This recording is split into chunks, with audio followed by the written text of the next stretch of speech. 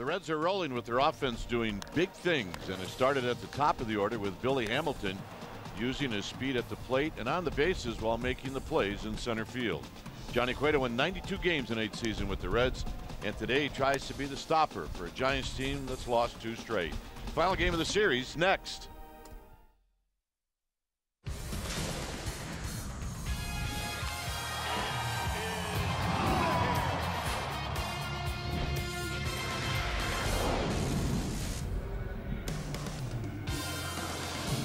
One more day here in Cincinnati. It's a beautiful day as we come to you from Great American Ballpark, and this game wraps up this 3-game series, Giants and Reds. Welcome to NBC Sports Bay Area, powered by Xfinity. Hi again, everybody. I'm Dwayne Kuiper. Alongside me is Jeremy Affel. Well, it's been a couple of long games for the Giants, 2 really ugly games. And what the Giants need to do, a couple of things, is one, they need to score some runs, which they're very capable of doing, and they need to get a great stop job from Johnny Cueto, which he's capable of doing. He is. He pitches exceptionally well in this ballpark. He's got 48 wins here. Played a long time against these guys. He knows what he needs to do against them. He needs to do the shimmy. He needs to do the shake. He needs to keep them off balance. He needs to keep Hamilton off the bags. And he needs to throw up zeros to give this team a chance to win. And we have a happy flight tonight in New York. Happy flight would be a very, very good thing. Cueto, what do he look like in a Reds uniform? And now in a Giants uniform. Stay tuned. We'll take you to our NBC Sports Bay Area studios for an update right after this.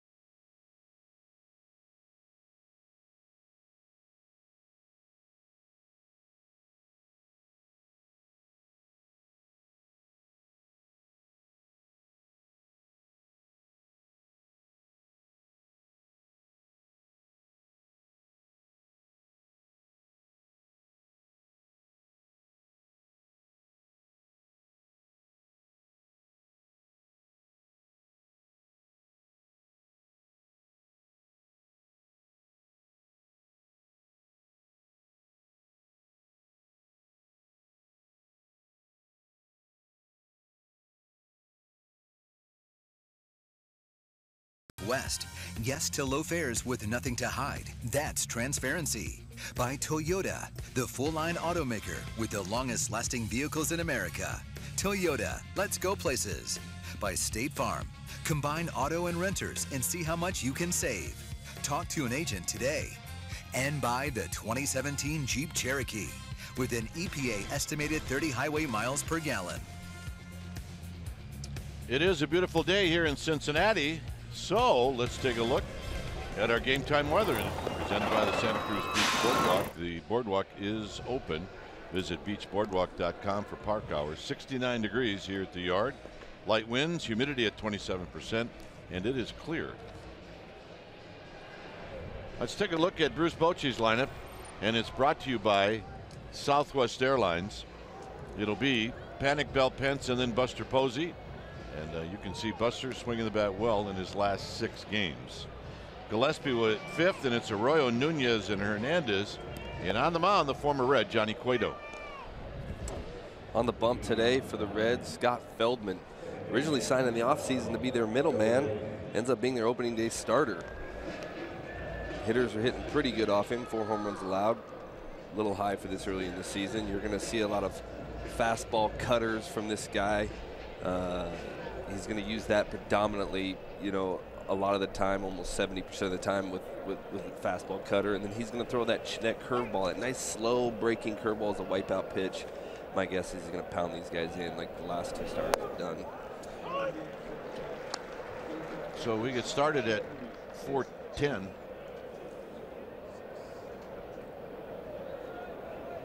So here's Panic.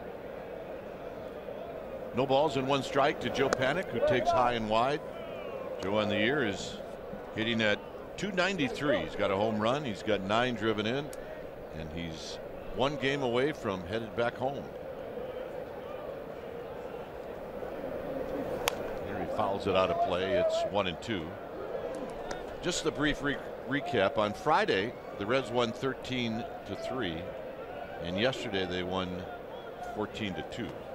So that's what's happened in the first 2 games in this series. It has made the manager very unhappy. What's a 4:10 game? Is that an afternoon? It's not afternoon. It's not even mid-afternoon? Yep. Defense for the Reds this afternoon, this mid-afternoon game, pretty much same as the first night. Left to right, you have Jeanette, Hamilton, Schebler. First base, you have Votto. Second, Peraza. Cozart playing short. Suarez at third.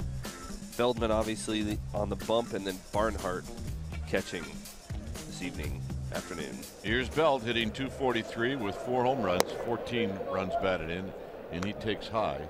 Belt in the series does not have a hit. He's 0 for 7. I think we need to have one of those calls that we had a couple years ago. What? Gone? Foul? Yeah, foul, nice. Gone? That'd be nice right now. Doing the honors behind the dish is Chris Cuccione. Carlos Torres, Danny DeMuth, Paul Nauert from first to third. Overshift is on for Belt. The lone defender is Suarez, and the pitch to Belt, and Belt with a swing. He ain't gonna miss. 2 balls and 1 strike. Feldman's a really, really tall guy. He's gonna need to do that effectively. His movement is when he's down in the zone. You'll get a lot of swings and misses when he keeps that ball down like that. He gets a lot more late movement. Belt drives this one into center field, but Hamilton puts it away. 2 outs. And here's Hunter Pence. He's trying to rally the troops a little bit in the dugout. Yep, sometimes you got to do a little extra, loosen some guys up, fake it to make it sometimes, but in the dugout right there, you got to get some guys jumping and loose and be goofy a little bit and be a little overboard. Cueto there trying to tell Arroyo, hey, knock him down. I think he asked him if he shaved. Here's Pence, who takes a breaking ball for a strike. Pence is hitting .254. He's got 2 home runs, 13 runs batted in. And Pence does not have a hit in this series. As Feldman deals, and Pence rolls it foul. First base side as it Rocks up against the tarp, and the lefty with a nice play. He's made that play before. Giants come in with a record of 11-20. The Reds are 16-14. Pence behind in the count. Posey waiting in the wings. And that will end the inning. It'll be Hamilton, Cozart, and Votto coming up.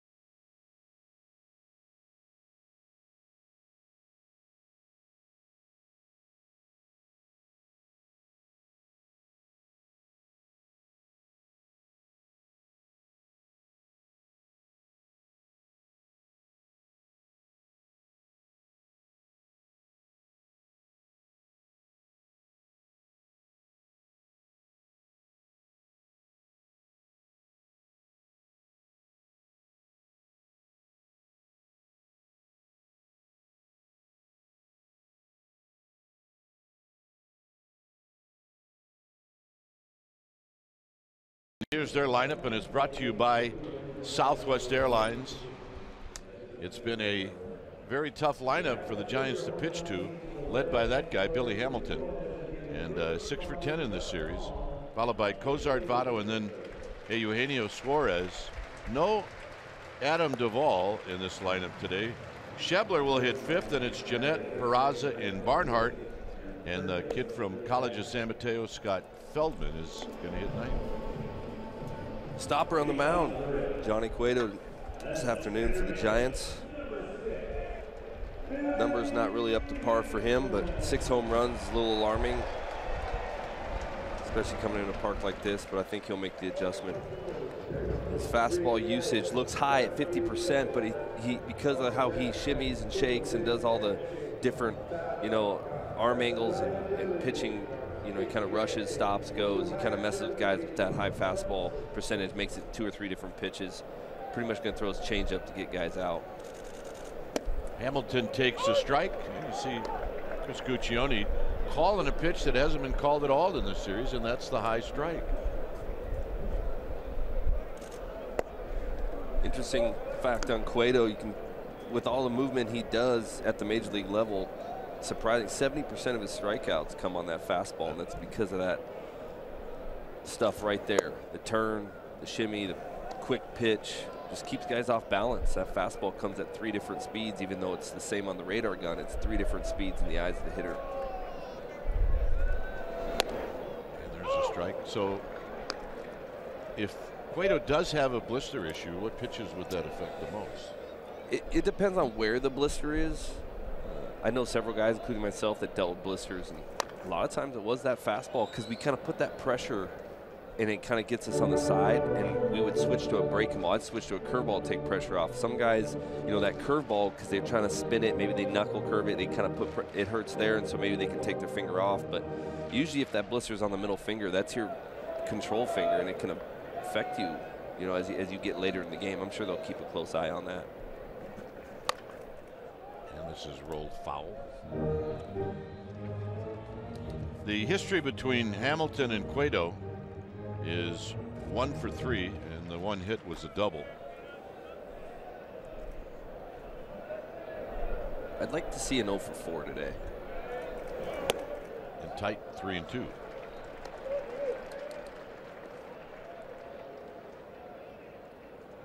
So what Hamilton has done in this at bat is he's fouled off a couple of pitches to get it to 3-2.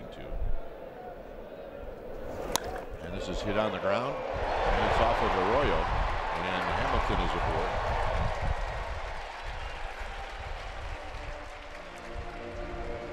Defense for the Giants today. We have another new left fielder Nunez, not a new guy to the team, just new in left. Hernandez in center, Pence in right. Belt playing first, Panic second. Arroyo now playing short. Gillespie at third. Cueto pitching and calling balls and strikes and catching scuds. Buster Posey. Buster Posey behind the dish. Here's Cozart.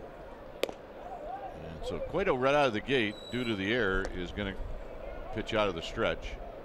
He also knows that he's got to keep an eye on Hamilton. And I guess what you have to do is you have to ask yourself, how much of a distraction am I going to allow Hamilton to be, or shall I just assume that eventually he's going to get the second? Positive thing with Cueto is you can't really you don't know which pitch he's going to throw. He's definitely not going to do the shimmy, but he's so quick to home. And here he falls behind the Cozart. 2 balls and no strikes. It's almost like Hamilton has gotten into everybody's, not just the pitchers, but you know, that's what speed does, is that infield now rushes. They got to hurry him. Even a hard hit ball like that, you're almost rushing. You got to get this guy out, and everybody knows we got to get him out. The Giants are like trying to figure out how to get him out and keep him off the base paths. It's just the more they worry about it, the worse it seems to get. I think he's even in my head. Yeah, well, there's no doubt that he's affected everybody in this ballpark, to some in a negative way, to others in a positive way. Outfield straightaway for Cozart, who's off to a really good start.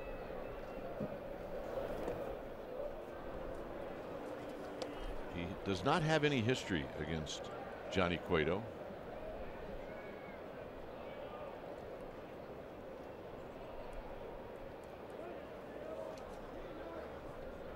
So Cueto now has to come in. He doesn't really want to go to 3-0, and it's 3-0. He's got a guy that he played with a long time on deck in Joey Votto.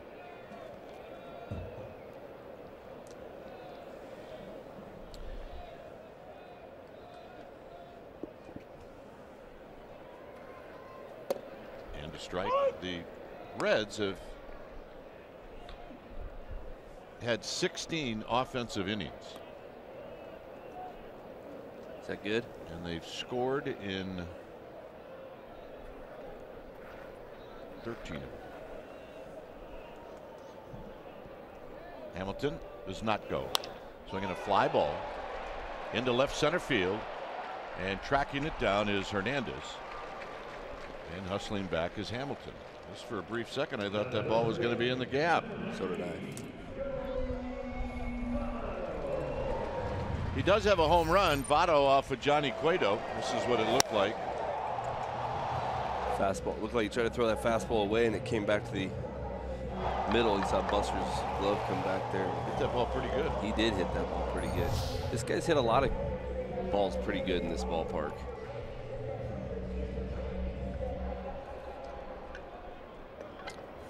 He's hitting .279.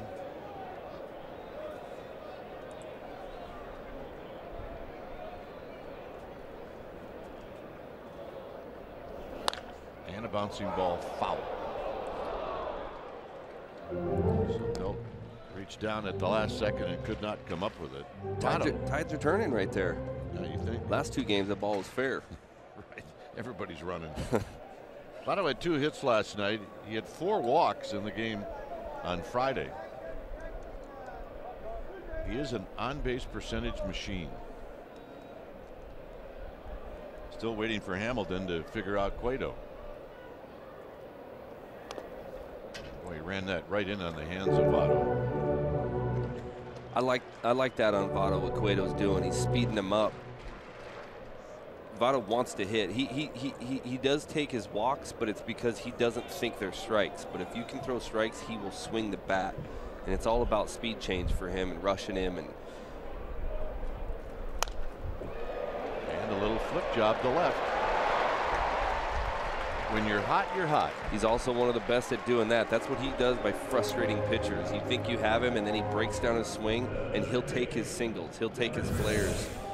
See, he tried to go away, and he came in. He missed his location. They wanted up and away. He came up and in, and that's what a guy like Votto will do, is he will just kind of pull his hands in on that ball up and just kind of muscle it out there and bloop it right in front of left. But once again, it is about location error. So here's Eugenio Suarez. Well, he's had a good series. 3 hits on Friday, came back yesterday with 2.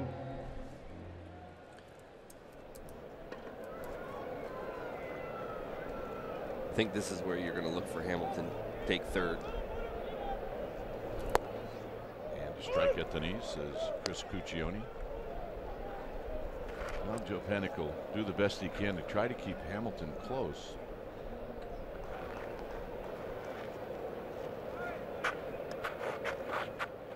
Cueto about to throw the 18th pitch of the inning. And this is a base hit into right field. Hamilton is going to score, and the Reds on the board. It's 1-0. Well, another bloop hit for the Reds. Ball looked like it kind of got in on his hands there. Dropped in again. Last pitch here from Cueto. Buster sets up in. It caught inner half. And he muscled it. Yep. So here's Schebler. Schebler hitting at 245. He's got 8 home runs, 19 driven in.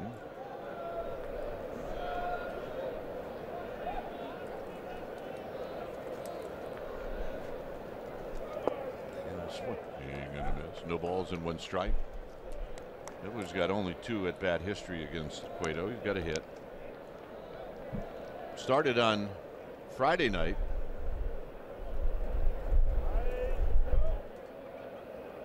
And Schebler had 3 hits and 4 at bats. So an error to open up the inning, a fly ball, and then a couple of singles. If Cueto's going to struggle, a lot of times it's going to be in the first inning.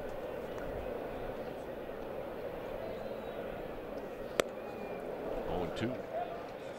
Kind of a normal thing for really good starters. It's always a thing, hey, if you're going to get to him early. Kershaw's the same way. If you're going to get to Kershaw, you have to get to him early. Once he gets on a roll, it's lights out.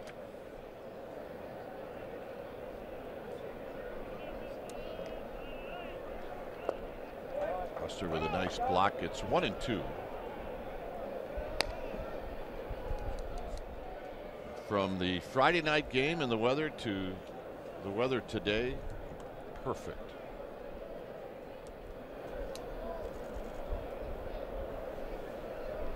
And a little bit of an odd start, a 4 o'clock start, due to a marathon that started very early this morning in Cincinnati. The Flying Pig Marathon, the end of the race is right about where we got dropped off by the entrance into the park, and they had a big sign there that said the finish line. It took us a little while, but we all finally figured it out. 2-2 pitch. Swing! Gonna miss. He got him. They had bacon there instead of water for everybody. Bacon juice? Yeah. Here's Scooter Gennett. Last few pitches, started him off with a breaking ball, then he went up, and then he went down, and then he went up, and then he went down. You saw that right there, his off-speed pitches he's going to utilize, and he's starting to see it. He'll make the adjustments as need be, but changing eye level is a big part of pitching. It's a big part of what Johnny does, and he's going to have to do it against these guys today. And he starts out Gennett with a fastball in. And if you feel you can't do it, you know, with the fastball alone, which you usually can do, you have to do it with a breaking ball. If I need to go down, I'm going to go down with my curveball, because right now that's my best chance of getting that pitch down in the zone. So he's unhappy now that he's missed a couple of times. Gennett is 2 for 11 in his career against Johnny Cueto. He's the one hitter in this lineup that has had more than 3 lifetime at bats against Cueto. And this is driven to right, and it's going to fall. Votto is going to score, and to third goes Suarez, and it's 2-0.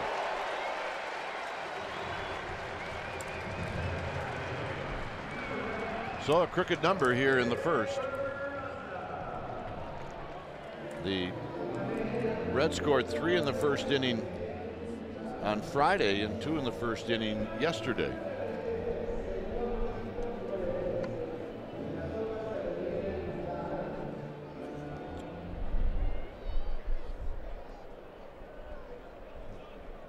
Of 17 innings.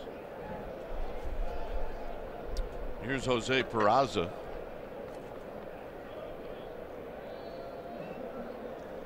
Foul back. Peraza had a pretty good rip, and it's 0-1.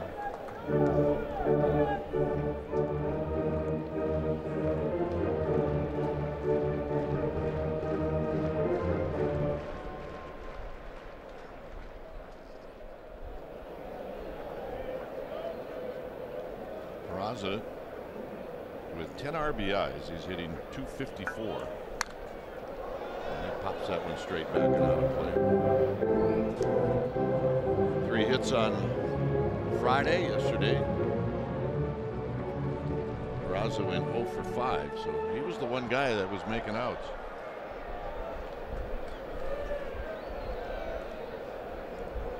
Behind in the count, 0-2. And he got him. And that'll end the inning. So Cueto limits the damage to 2 runs. Buster Posey's going to lead things off. It's 2-0 Cincinnati.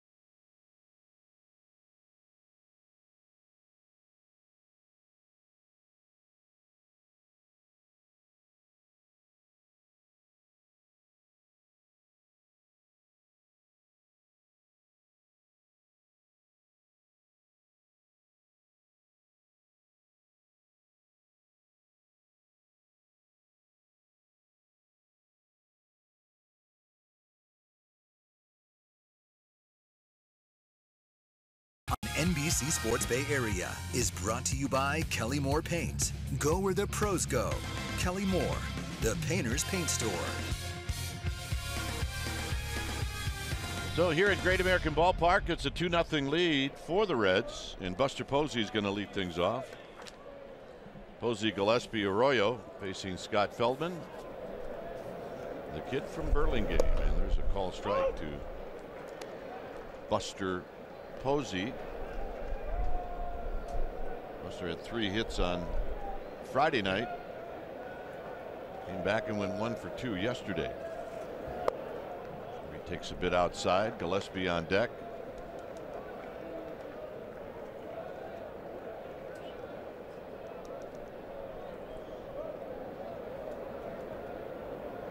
Feldman rocks back and now throws to Buster Posey. And it's blown away again. 2 balls and 1 strike.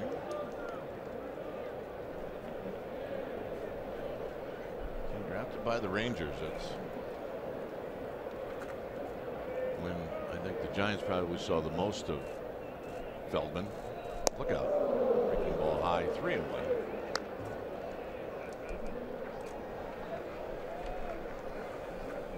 That'll wake you up. Yeah, even if it's a breaking ball, it's still anything that's coming right at your ear, it does wake you up. Seen 3 fastballs outside, outside, outside. Also that pops up at your ear hole. Was he out of play? This one headed to the upper deck. Here's our Togo's big play the Togo's way. June 9th, 2010 against the Reds. Buster Posey gone. First career home run, and he hit it off of Aaron Harang. Little did we know what was in store for that young man after that. I just stare at his hair. See his hair? It's like a dirty Q-tip. Foul out of play.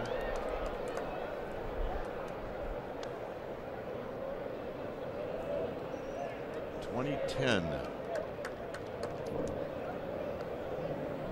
Buster took over for Benji Molina, and things changed. And it wasn't so much that changed because Molina wasn't there. It was just how well Buster did when he showed up.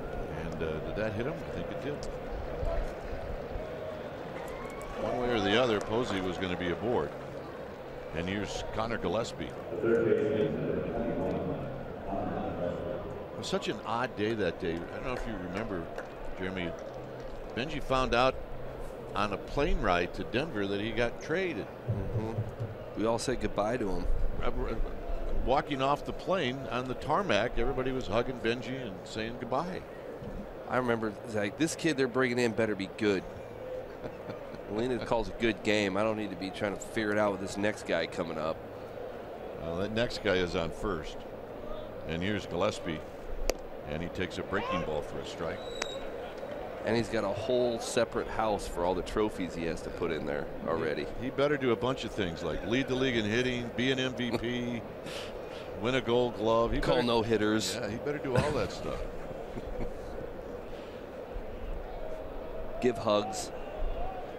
Give a lot of Buster hugs. High to Gillespie. Not sure Connor has seen a lot of the overshift, but he does here where the Reds are putting one defender on the left side, and that's Cozart, as Suarez moves over to the right side. On deck is Christian Arroyo.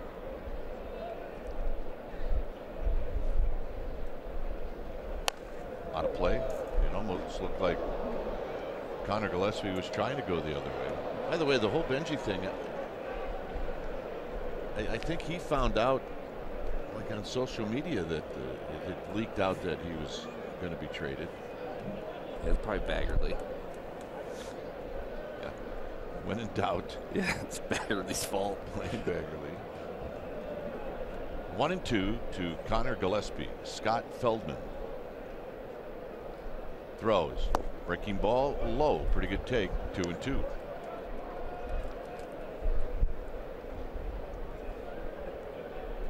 So the Giants trying to come back. They've had to do that in every game in this series. Pete's here.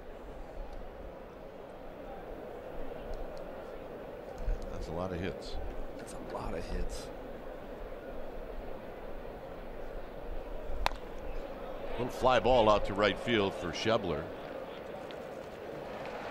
And that's out number one. Last night, Christian Arroyo did bang one off of his foot, and he eventually left the game. And we're not quite sure if he left the game because of that or there was a double switch. But Dave Gressner took a long look at him, and he was limping. Yeah, they said by the looks of his shin last night, it didn't look like it hit his pad, but it somehow did. I think he just hit it hard enough. Ice, it's amazing what ice does. Takes all the swelling away. Down the right field line with something behind it, and foul.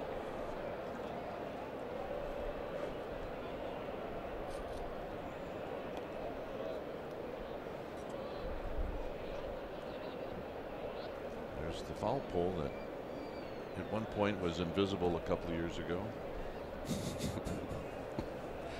I think they painted it yellow for you. Here's the 0-1 pitch to Arroyo. Breaking ball, slowly hit. Cozart, that's one. Not in time. Solid effort right there.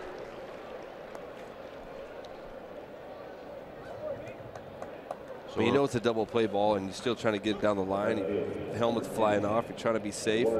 It's effort. That's what people need to know about this club. That yeah, they are struggling hitting right now, but to see that right there, where a lot of guys you see when they hit that, they pull up jogging because I have no chance. And he gave an effort right there to keep the inning alive. You never know what can happen, especially the way Nunez has been hitting the ball in the last few games. Yeah, Nunez had a couple of hits last night, but really looked much more comfortable at the plate. Foul down the right field line and out of play. Plus, we just got done talking about Arroyo and pounding one off of his foot. So he had to get down the line. Hey, at 21, you can bounce back a lot easier than if you're 31 or 41. Amazing. Yeah, here's a snap throw to first. Yeah, you've got the magical date, right? Or the magical year? 30. I'm telling you, 30 years old. Everybody makes fun. Oh, 30, blah, blah, blah, 30, 30. When you turn 30, especially as an athlete, the day you turn 30 on your birthday, you get up out of bed and your back immediately goes out. Or a knee, whichever. But one of those two, the knee or the back, immediately you just fall to the floor. 1 ball and 1 strike to Nunez.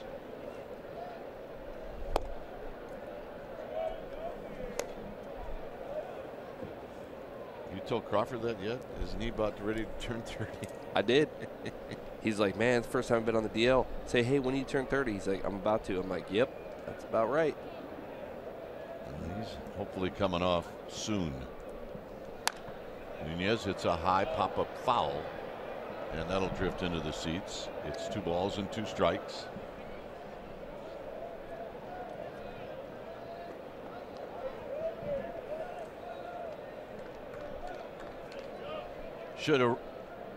Should Nunez extend the inning, then it'll be Gorkis Hernandez.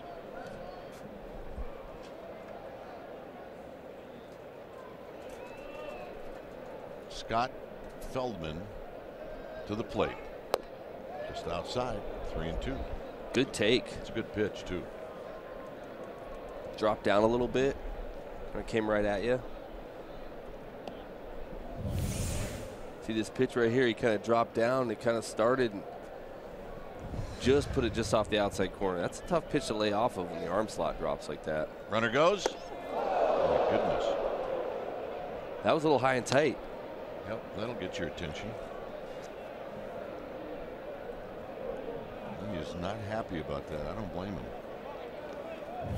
This is the most vulnerable when you are as a hitter, when it's either 3-0 or 3-2. You know what? That looked like he was throwing a cutter or the same pitch that he threw the pitch before, and it just came out of his hand. It was kind of interesting. It looked almost like I saw his knuckle in the air, like he was coming with some sort of pitch that spins, and it backed up on him. But you want to move some feet. He did. He did. Here's Hernandez.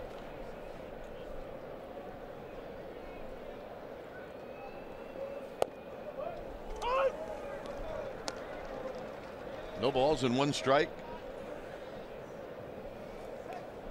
Rockies may look back in this at bat and think that may have been the best pitch to swing at. Kind of how it goes in these scenarios for really offenses. It really does.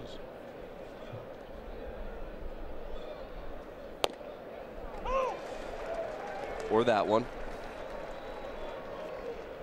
Well, now you put yourself in the hole. It's 0-2. Arroyo's at second. Nunez is at first. We're in the bottom of the 2nd inning. Giants trying to get out of town, have a happy flight, and then take on the Mets tomorrow night. But first, this 0-2 pitch. 1-2.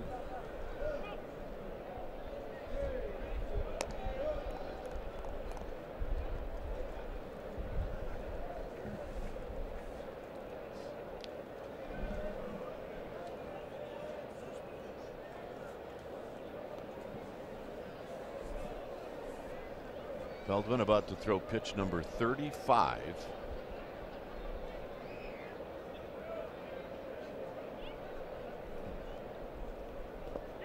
And that'll end the inning. Well,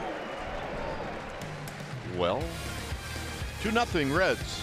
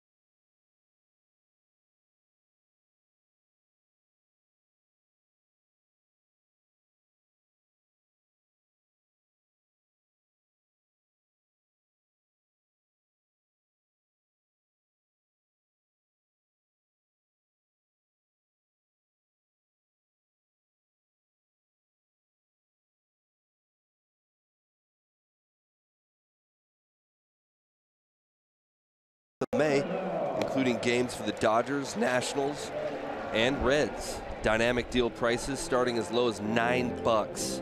That's right, tickets at AT&T Park as low as $9. Visit sfgiants.com/dynamic deal to purchase tickets for the upcoming Red Series and to see future dynamic deal games.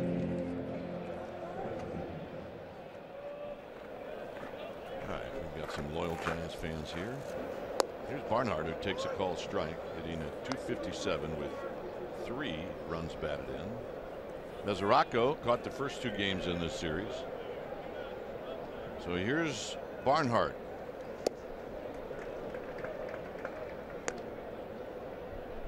On deck is Feldman and then Billy Hamilton. There's a shot up the middle. Arroyo got him. Nice play. It is a nice play. That's a great play. It's like a vacuum. It was like Hoover out there.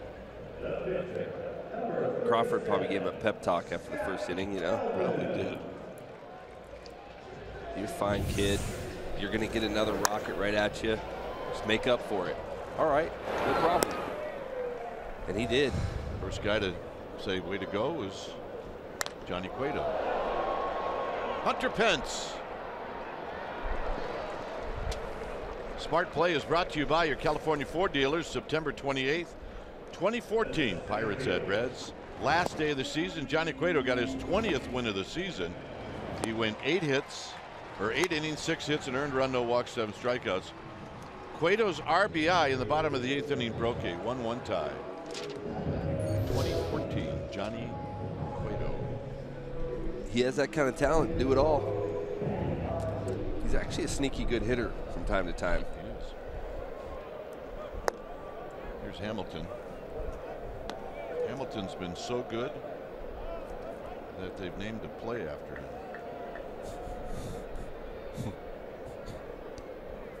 He's been that good, and everybody wants to go see it.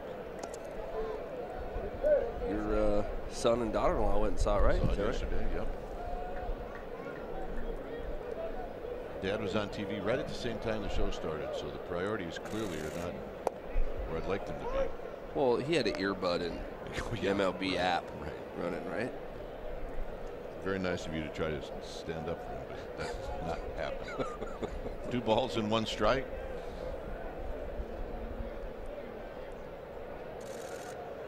And this is lifted into left center field. Is anybody going to get there? Absolutely not. This is going to be a triple.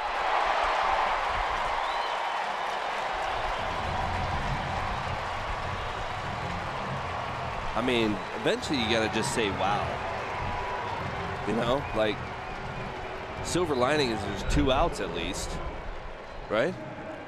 Try to keep him from scoring. Absolutely. I mean, it didn't really matter whether he was going to be on first, second, or third. This is triple number 3, by the way, in the series. And that ball was up. Buster wanted it down and away, and he kind of threw it middle up. For whatever reason, our guys, you know, as of late coming into here, they just have been, no matter where Buster sends up, they tend to pull it to the middle. Either it runs back or it gets pulled over, but we're just missing over the white part of the plate, the majority of the white part of the plate, just too much. Cozart hit a fly ball to center field.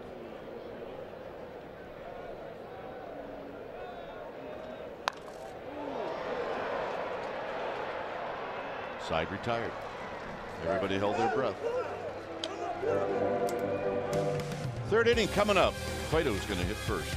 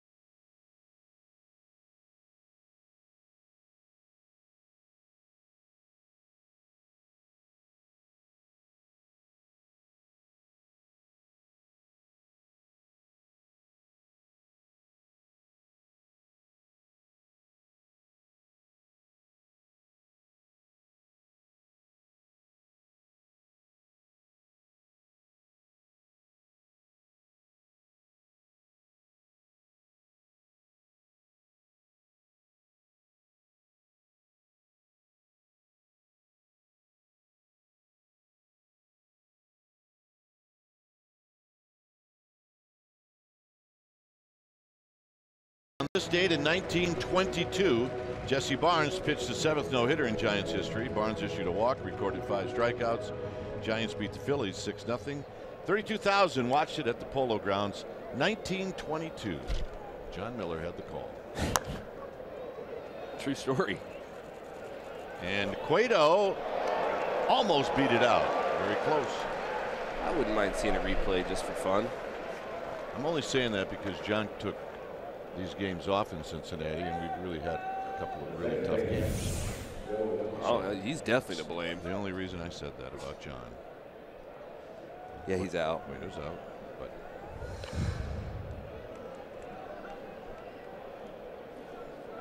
so 1 out, and here's Panic. Johnny said, I ran hard to first. I'm going to walk slow back to the dugout, and Joe Panic now is going to step out and give him some time. That's right. Sometimes if you sweat too much, the ball gets slippery.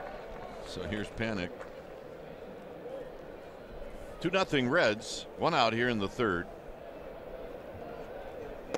And the first pitch is high to Joe Panic, hitting right now right at 290.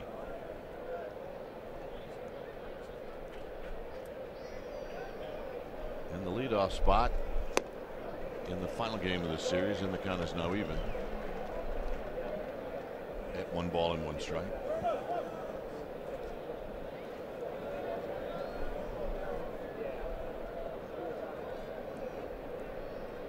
Feldman about to throw pitch number 39. Here it is.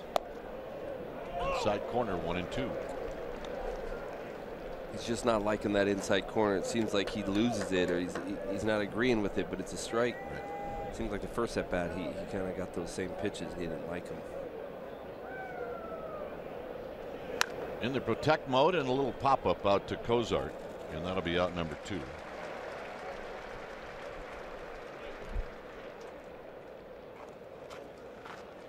And here's Belt.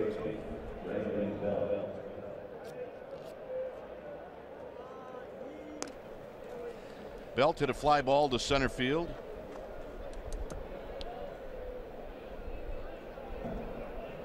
Right now trying to get something going with 2 outs. Giants have had 2 base runners. They do not have a hit off of Feldman. And Feldman is using that curveball to some of these left-handed hitters to steal a strike. He's stealing strike 1.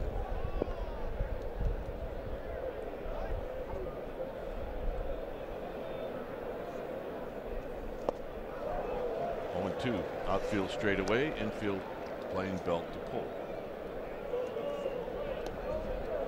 I mentioned earlier, Belt hitless in this series.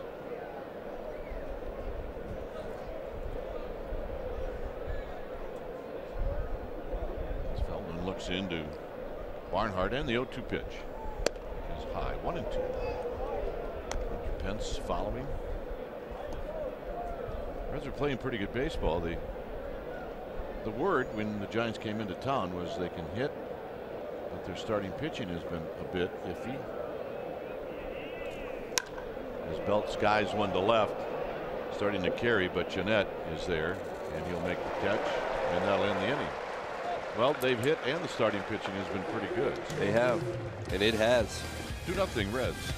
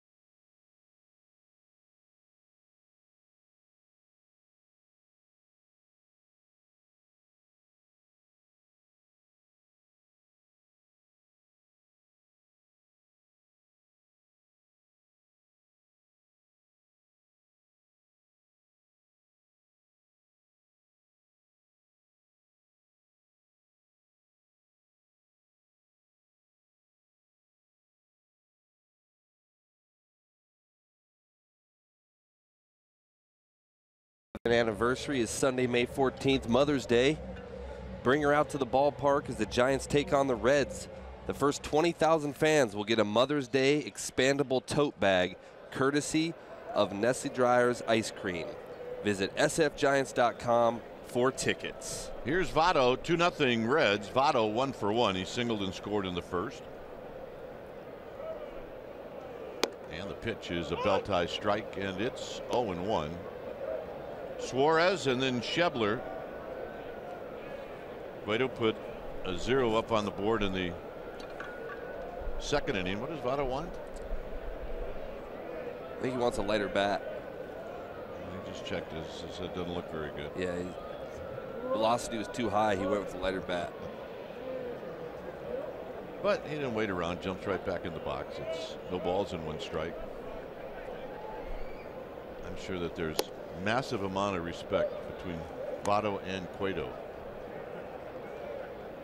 You have a Mother's Day gift yet? I do not, but I have time. So pumped going to New York. So it's 2-1 to Votto. Yeah, you should not have a hard time finding something in New York. That Chicago, great Towns to pick up something. 3-1.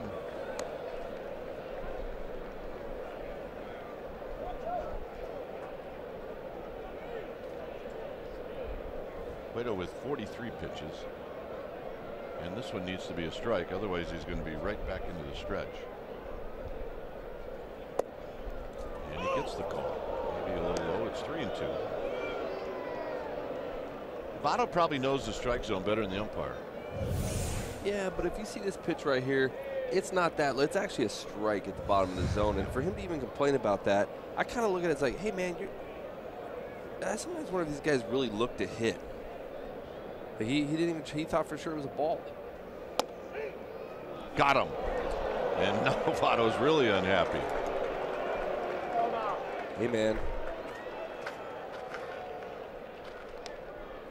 I think Chris Guccione said you should have switched bats. There's the pitches to all Votto. The pitches here. He starts them up, goes way in after he switches the bat, and then just lives on the inside corner. That last one might have been a touch in.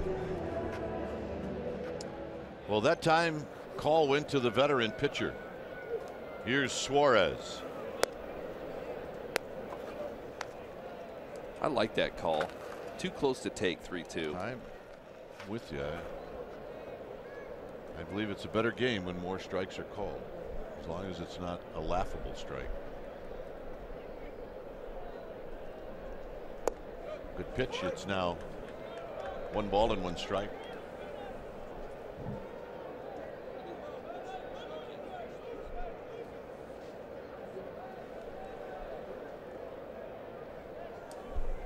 In tight.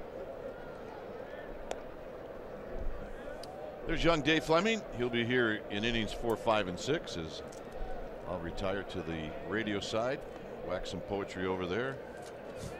Jeremy clearly has saved his good stuff for Fleming. Oh, man. 2 balls and a strike, and there's a belt tie strike, 2-2. It's not my fault, man. It's a 4-10 game. It threw me off.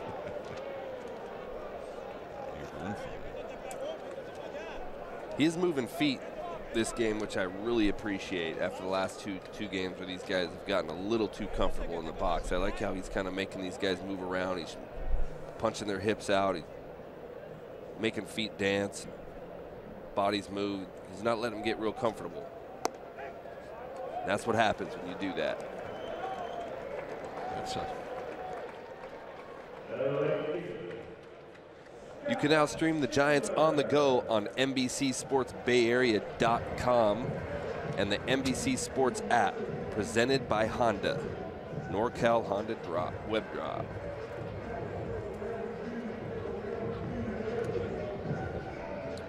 Two outs, nobody on. Here's Schebler.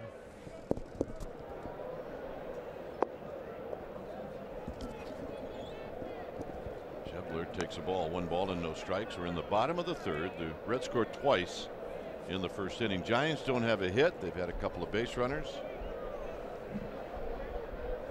but they do have the big fellas coming up. High and deep to right.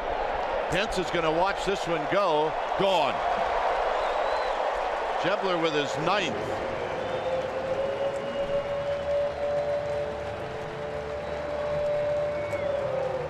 Got a pitch up that he liked.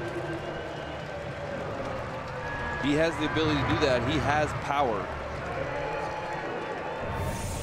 See Buster setting up away, and his glove is reaching right back over, middle up, and he does what people do when they throw middle up, and he hit a homer. Cueto knew it. He knew it was a bad pitch when he threw it. So here's Scooter Gennett. Gennett singled in a run in the 1st inning, and here he fouls one out of play. And these guys just are not taking that pitch. They're so locked in. It's not like you're like sneaking one by them. Anything over the middle part of that plate, they are throwing their head at it, and the head's getting out, and they're hitting the ball hard somewhere. It's just not a pitch that you're going to get away with right now with this Cincinnati Reds team. Plus, they're not fouling it off. They're not. There's not a lot of straight backs coming at us right now. 0-2 to Scooter Gennett.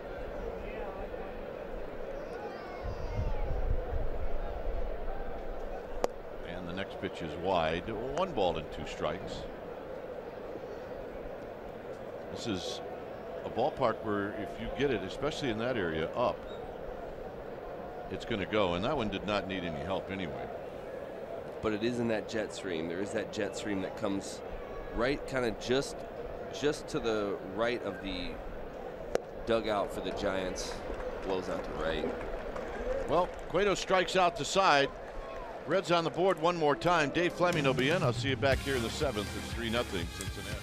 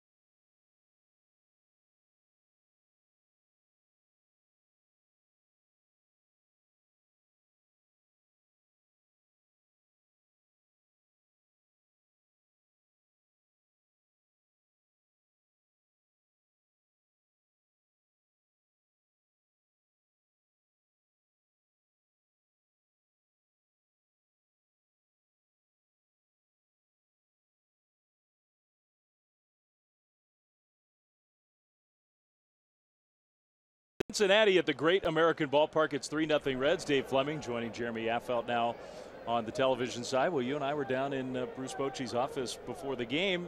The message from the manager, hey, look, there's no magic formula. You can't scream and yell. You got to just start playing better. So we'll see if the Giants can begin to do that here.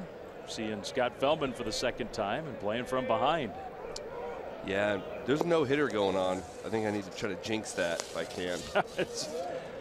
Yeah, they have not had a hit yet. They've had some base runners. Scott Feldman, who, I mean, the last start out was rocked. Otherwise, he has been pretty good this year. Pence takes the ball. Guy's been around a long time. I know you guys were talking about his Bay Area pedigree. Yep. Burlingame, right? Burlingame High. CSM. He is a College of San Mateo Hall of Famer. Wow. He's in the Hall of Fame. It's a pretty distinguished group. Yeah, it is. Who else is in there? Bill Walsh would Oh. be one. How about John Madden? You like John Madden? Wow. That's another one. Baseball, Daniel Nava, who's a big leaguer. That's Been right. a big leaguer for a while. The Phillies now, is that correct? I think he is, yeah. So it's distinguished company. Hunter Pence can hit a homer off a Hall of Famer. That is a fact. How about a base hit? Will you take that? Jinx. See that? No hitting jinx. It works. See, you guys as players, you always blame the announcers. We try to think we just don't have anything to do with it. We're just trying to describe what's happening in the game. But well, if it's against the Giants, I will be happy to take the blame. yeah. Well, the Giants needed that. And hey, look, that was not exactly scalded, but they'll take a hit. And now the guy who's had the best at bats this series comes up for a 2nd time. Buster Posey had the best at bats this series and this season. Ball 1. Yeah, the top of the order has been a little bit of an issue getting on. I think that's been a big part of the problem this series. So getting guys on for a guy like Buster, the way he's swinging the bat, has to be a key to the Giants' offense right now. Posey, the bat goes flying. The pop-up goes into the dugout. My goodness, hopefully everybody's all right. Looks like hit her. She had some time, but I think it's almost like she ducked right there. But I think she's all right. I would duck too. Yeah. I'm not gonna lie, good hitters throw bats in the stands when they hit. Kind of like somebody I'm sitting next to. Yeah, so that's a sign of a good hitter is when you can be comfortable enough to just all of a sudden let the bat fly every now and then. You're not supposed to grip the bat with a death grip, right? That's right. Nice and gentle. Bat speed's way quicker. Way quicker. And the good news is everybody's all right. That is a little scary when that thing starts helicoptering toward the seats. And you tend to freeze too because you don't really know what to do. It is helicoptering, so you don't. It's not like you can reach out and grab it. You just duck. 2-1 to Buster Posey. Well, you bring up the point. I mean, look, the top third of this lineup: Panic, Belt, Pence, and then yesterday the combo was Tomlinson, Belt, Pence. That's the first hit in this series from anybody in the 1, 2, 3 spots. That's hard to believe. Yeah, and you see the Reds they are scoring a lot of runs. They're getting some hot, even some hitters from off the bench that have been getting some knocks. But if you see any kind of consistency, Hamilton's always on. He's been on base every time almost. You know, Votto's been hitting well, drawing walks, and they just have the top of their order up and causing problems on the base paths. 2-2 to Posey. Buster fouls it back. It changes the way you pitch if runners are on base, particularly if you get some speed on base. Yeah, anytime you have to change up your speed home, your delivery time home, anytime you have to quick step, slide step, whatever, your timing has to be that much better or your pitches are elevated, and that's when a lot of damage gets done, and that's what's been happening.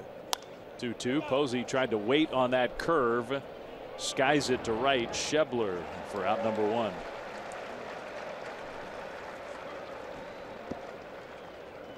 Penn stays at first. Up comes Connor Gillespie.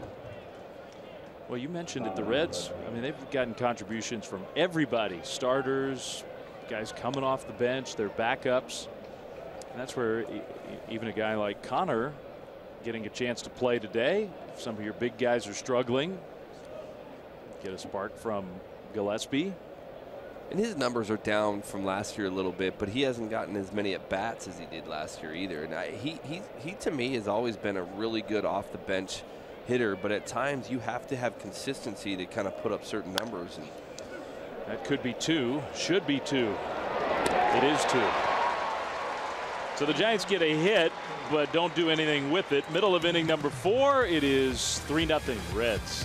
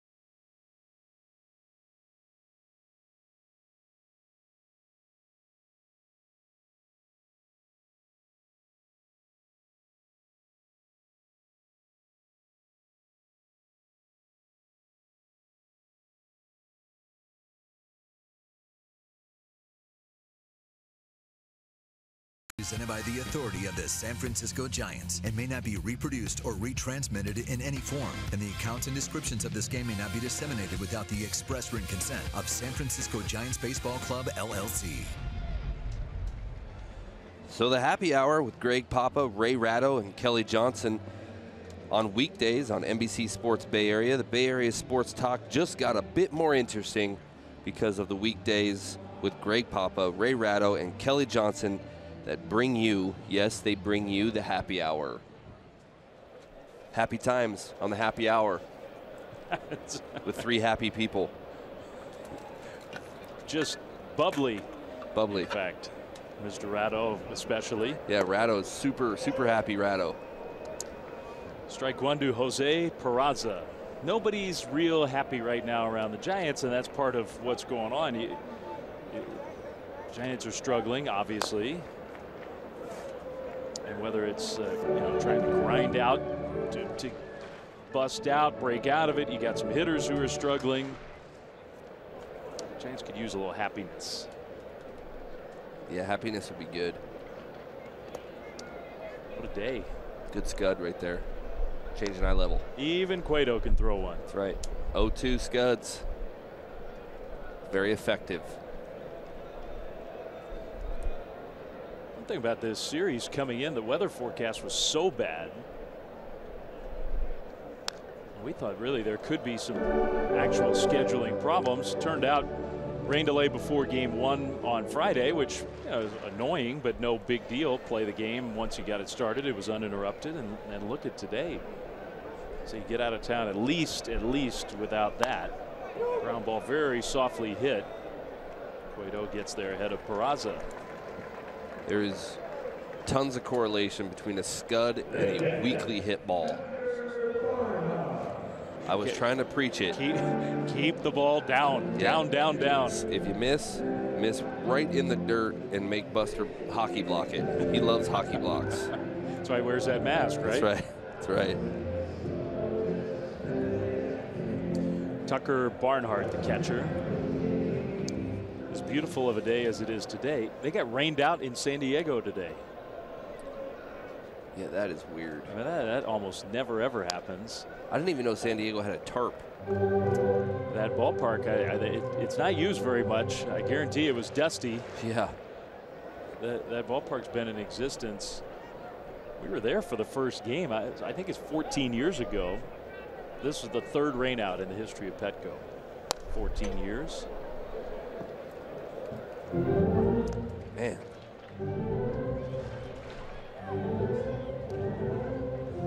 Yeah, I mean, it's like I don't even think the grounds crew really has training on how to put a tarp on there. I mean, it's almost like a panic scenario. They have to like take out the workbook. You know? The instruction manual. Yeah. How do we do this again? Roll, tarp, roll out into shallow outfield. Step 1. That's right. And don't forget, you have to put spikes in there to keep it down on the ground. You can't just leave it there.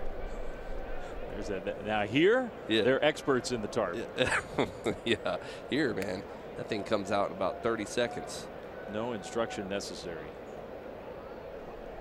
You probably had this in my first job in baseball right out of college was with the California League team in Visalia, Central California, south of Fresno. And we as a team did not own a tarp. And in mid-April, it poured 3 games in a row, washed out. The field was ruined. It was a mud pit. No tarp. Didn't have one. Yeah, man, those guys, they believe in rain delays. 2 down. Rain delay? You want to rain out? Get your rain out. The famous line. There are a lot of truths in Bull Durham. Some truths are stretched, but there's some really. I was in Macon, Georgia, and we were getting tons of rain, and they made us stay there the whole time. And we had a guy sneak out there and pull the pins, and it threw the tarp about a half mile down the road. He got fined by the league for it, and we all paid it for him. We just passed a bucket. Both teams, Macon and us both, passed buckets for that guy's fine. Parasailing in Macon, Georgia, or whatever you call it. Yeah. They made us stay. The dugouts were filling up with water. Like, literally, you could swim in our dugout, and they made us try to they were trying to say, hey, it's going to clear up. And we said, okay, we got your clear up for you. There goes the tarp down the block. Yeah. That was great. No, and we've had some controversy in the big leagues a couple of years ago at Wrigley Field. Yep. A few years ago, I guess. Feldman strikes out swinging, and Cueto has a 1-2-3 inning. he needed that. The Giants needed that. On to the 5th. Tarp safely tucked away.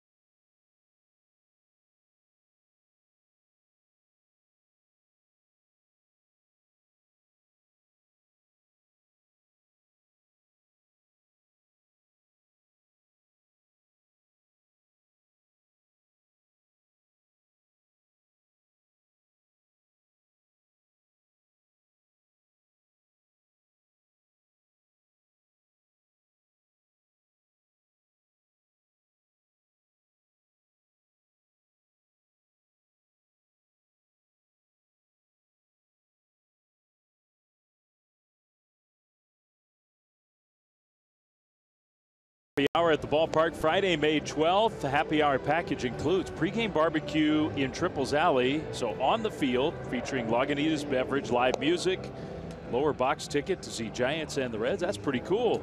sfgiants.com/happy hour, place to go. And by then, the Giants will have figured out how to play these Reds. Be awesome. And then you can listen to Ray Ratto on happy hour. You get it all wrapped up into one. But drink more Lagunitas while you're doing it. That's right. Cheers. Lagunitas. Cheers from the Giants fans in the crowd. You know, this is one of the very few places Christian Arroyo leads off. And he drives one toward the gap in right center field. That's the hardest hit ball of the game for the Giants, and that's going to be extra bases for Christian Arroyo. He's got the helmet flying off as he eases into second. It's a double. Great at bat by him, being aggressive. I mean, he hit into that double play earlier, and he's pretty frustrated. He actually outran, but there's that pitch on the outside corner. It's a cutter away, and he went with it. And that's a sign of a good hitter to me, because a good hitter that can take that pitch, cutting away and hitting it away and driving it to the opposite field gap. I mean, that's what Buster Posey does. I mean, this kid hits a lot like him, but to know that this kid is in your organization and he's coming up here at this age doing those things right there has to give the Giants some happiness in this hour. Happy hour. First double of his career. Save the baseball. Ball one to Nunez. It does give the Giants happiness. I asked Bruce Bochy on our radio pregame show about give me a 2-week Christian Arroyo assessment. And he just really likes just about everything that he sees from this kid, who is still 21 years old. And the main thing, he talked about some of his tools and skills, and he's not a perfect player yet. He's still learning the game. But the lack of fear, the willingness to be up there in a big spot and grind out at bats, kind of what you're talking about. In fact, the Giants manager even said, sort of like as a parenthetical after praising Arroyo, he goes, you know, we have some other guys on our team who could learn a little bit from this kid about being real tough-minded and relishing the big. I thought that was pretty high praise. Yeah.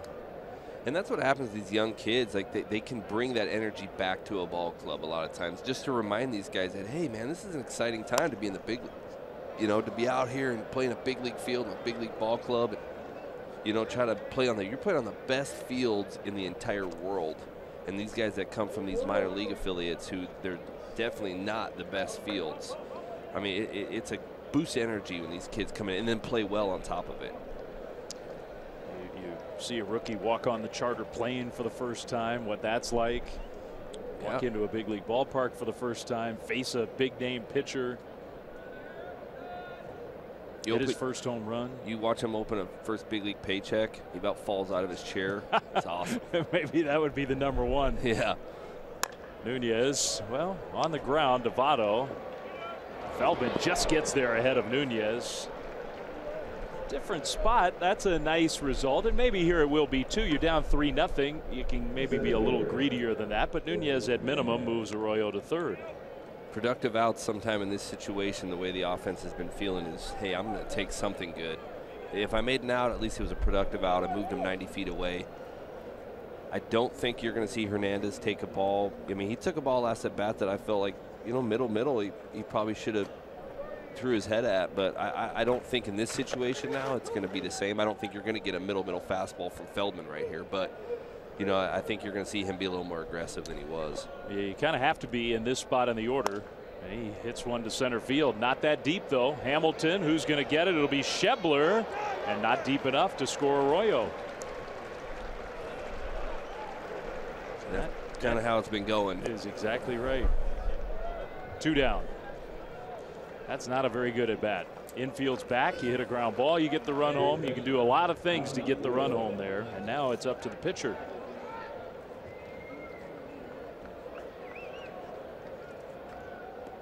We'll see. Maybe Cueto can help himself. He's done it before. I saw a replay of him today. He did it. Saw him hit a ball up the middle with a guy in third. A replay, huh? Yeah, he was actually pitching for the Reds, unfortunately, but he did hit it up the middle to score a run. He takes a curve in for a strike. That game where he won his 20th game. Yep. It's the Pirates. Winning RBI. Last game of the year. We're told he has 22. Think about that. 22 career hits in this park. Well, hopefully 23. Over 8 years. Here's a curve in for strike 2. Well, I mean, 8 years, 22 hits. It's more than some. It's a few a year. He's never been known as a great hitting pitcher. He hits that curveball toward the hole. Not an easy play. Cozart will make it. Nicely done by Zach Cozart. And the Giants get the leadoff double, but do not score. Still 3-0 Reds.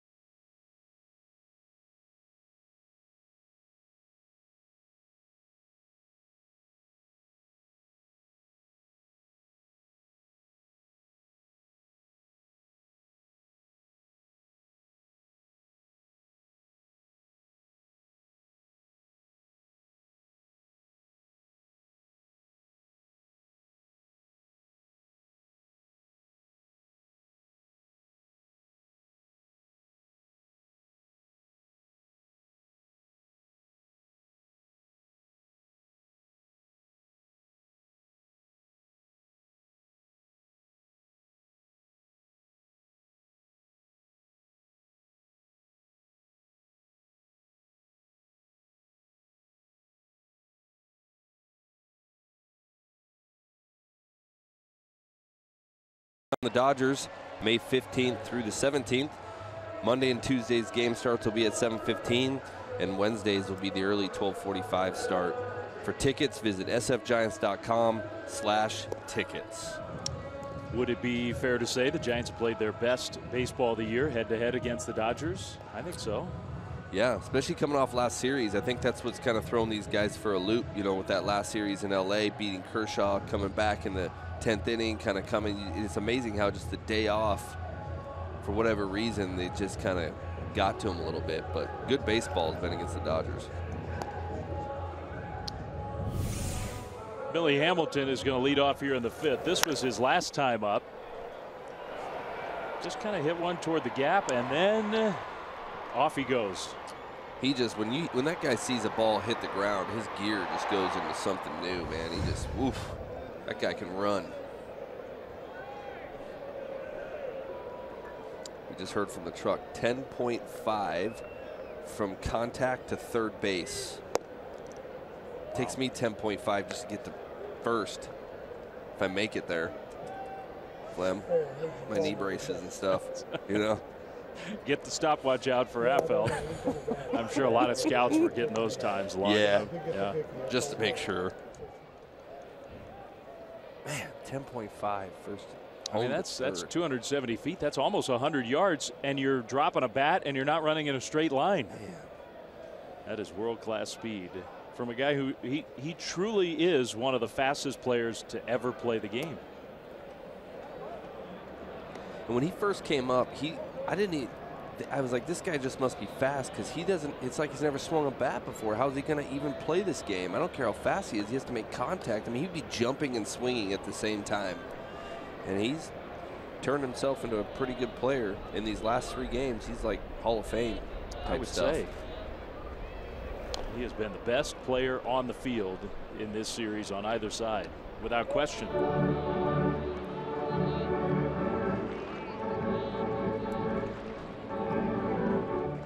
Facing his old teammate, Johnny Cueto.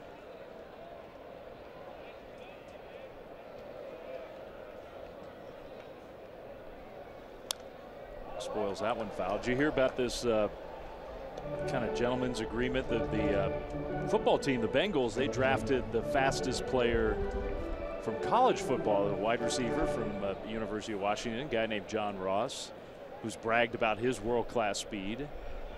And apparently they have agreed to run a race against one another, which that sounds kind of cool. I did read about that. I'm thinking if I'm the front office from the Reds, I'm like, you know, you can go ahead and do that after the season.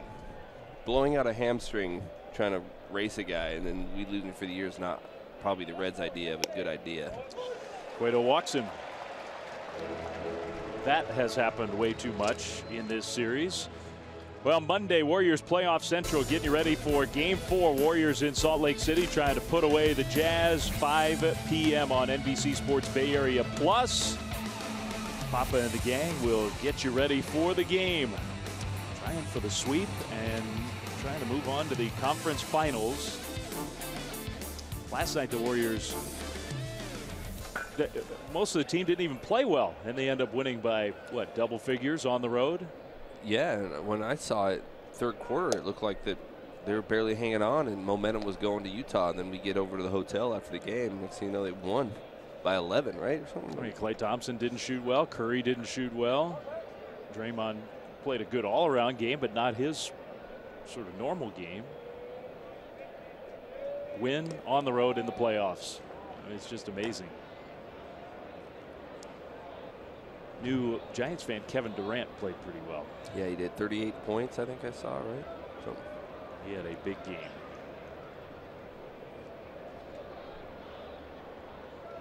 Well, Hamilton at first, thinking about it. Cueto might be the toughest right-hander to run against in the game. He is, because they know he's not going to do a shimmy, but he has like 3 different slide steps, and he commands all of them. So and he holds the ball very, very well, which messes a guy like Hamilton up. Sometimes it's not always the quick to home, it's the holding of the ball that not allow his timing to get locked in. See, like that. See, well, he held the ball. And they called a balk on him. I disagree. Cueto's going to argue. He's not happy. He just held the ball is all he did right there. I didn't see it. I mean, it happened pretty quick, but I'd like to see why that's a balk. You're technically not supposed to argue a balk because it's just a pure judgment call. But Bochy wants an explanation at least. And you can imagine how cranky the Giants manager is. He might have dropped his back leg a little bit. That might be what they kind of saw. He kind of did a head tilt, and then you see that back leg flinch right there. You see that kind of that slight movement of weight shift onto that back leg. That will tend to deke some guys, but he took off running. I think Cueto saw it, and he was just trying to shift weight to kind of step back. But I think that slight little movement is what the balk call is over. Hamilton running. Posey throws him out. What a throw. That's what the Giants have been saying this whole series. If you give Buster even a chance, he's throwing the ball so well these days, and they got him.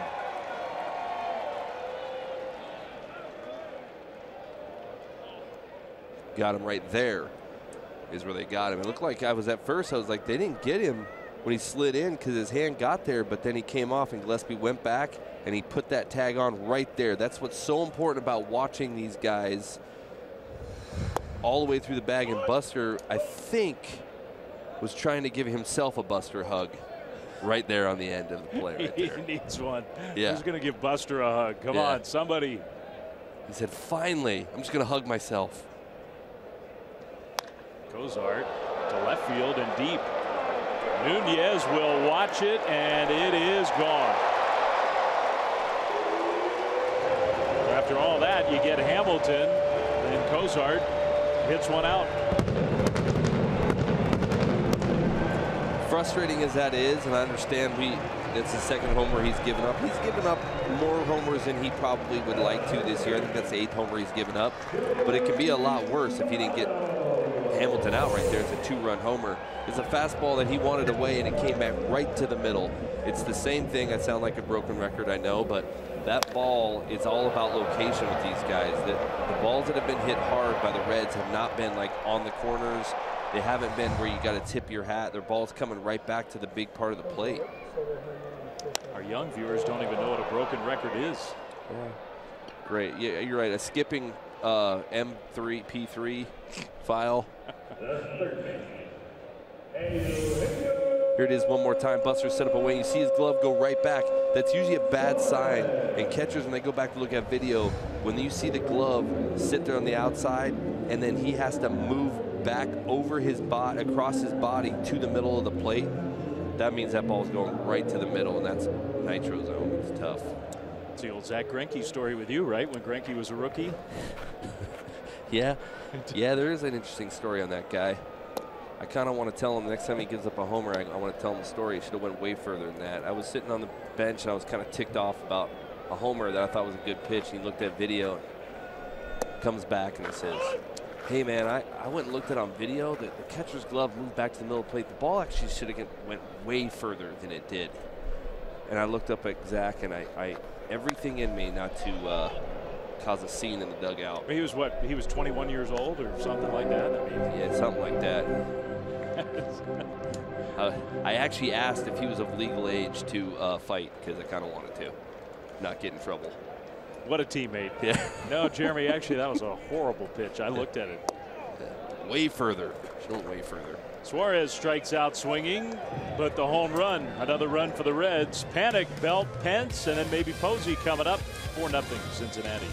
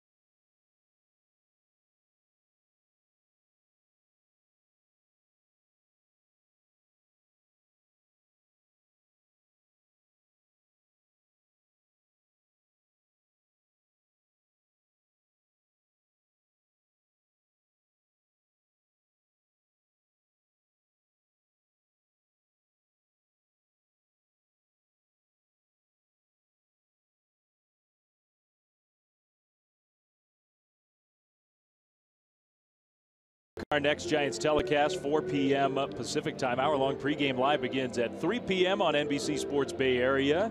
And, of course, this year you can stream games on that NBC Sports app. Tomorrow, Giants-Mets starting a 3-game series in New York, where all is not well with the Mets. Giants are having a tough weekend. Panic, good play, bunts.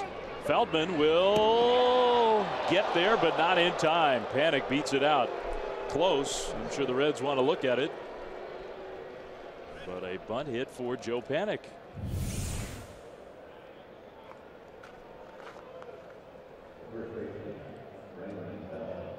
Did he get there? It's going to be close.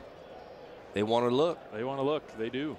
The throw has to beat Panic to the bag. Great play by Feldman. That's the only play he had, so it's going to be really close in that situation. But he barehanded through the best he could. But in this situation, I believe, if I understand the rule right, to overturn it, it has to be like without a doubt, correct? Correct. If they have to change the call that was originally made. And watching it on that replay, it could be that the call was right anyway. I mean, I think the foot hit the bag right as the ball was in the glove of Otto. Our replay review presented by Xfinity. They're talking to the umpires in New York. You're supposed to have indisputable evidence, clear and convincing evidence, to overturn the call on the field. He was called safe. Do they have it? I agree, though. I don't think it matters. That's tight. I think the foot is at the bag at the moment the ball hits the glove. Personally, it's going to be right there.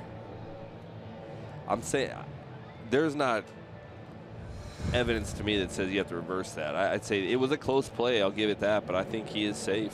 I didn't think Feldman had a chance to get him. So he did do a nice job, but I think this call will stand. Let's see. Safe. Look, maybe there was no evidence, but I also think the evidence that was there said that. I think it was the right call, which I got to give credit to the umpires, which I don't really do a whole lot, but I will give them credit. That game, it's so much faster when it's on you like that. You have crowd noise. You're listening for the ball and the foot hit at the same time, and to have to slow it up the way and the call still to be right. I mean, you got to tip your hat. It was a great call by the umpire. Carlos Torres got it right. Well, that's a hit. The Giants have a base runner on to start an inning. Now they have had that now 3 times in 6 innings. See if they can turn it into anything. With Brandon Belt taking a ball. Brandon has not had a hit in this series. And this is a weekend where you figure Belt with the short porch in right. The ball's been flying. We've watched the Reds hit a bunch of home runs. It's one of those series where you figure Belt might take advantage of the ballpark. So far, not the case. That's on the inside, 1-1.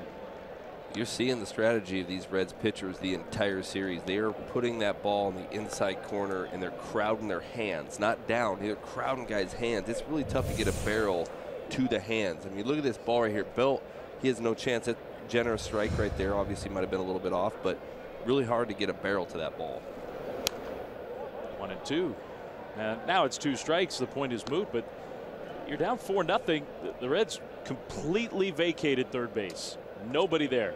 I know Belt is their home run leader. He's a power guy, but a bunt from now and then would put that in scouts' heads that, hey, this guy will bunt. You do a super shift like that, be ready, because he could bunt right here.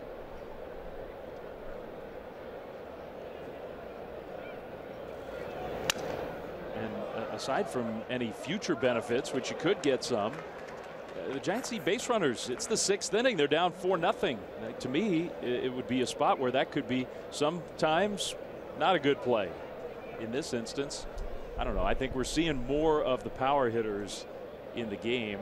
We saw Bellinger do it against the Giants. We're seeing Anthony Rizzo do it a lot as an example for the Cubs. If you're going to give them the hit, they're taking the hit. Yeah, it's a philosophy thing. I think it just depends on what Bochy and Bam Bam and Belt and all these guys have as a hitting philosophy. I don't see a lot of downside to putting a bunt out there if you can do it. And for Belt, it's all a matter of execution. But you do need base runners. You do need runs. It's just a matter of how you want them, homer or just get guys on for Pence. In the dirt, 2-2. But you're right. Now with 2 strikes, I'm saying a guy that doesn't bunt a whole lot is probably not a good idea to try to bunt now. But you're not early, doing it with 2 strikes, but they moved the defense in tie. It was 1-1, and there was nobody anywhere even close to third base. Bunted hard enough, you might get a double. Hamilton gets a triple. 2-2. Belt is just getting tied up over and over. That's the point you're making. They have been very consistent in the way they pitched him. And he can do it too if he decides to go ahead and go all in on that fastball in. I've seen him do that too, where he cheats and pulls his hands in way early, and he'll hit it. I mean, that's splash, that's splash down out there at AT&T. So he can do it if he goes all in on the pitch. It looks like they're going to go away right here. They did, and they struck him out.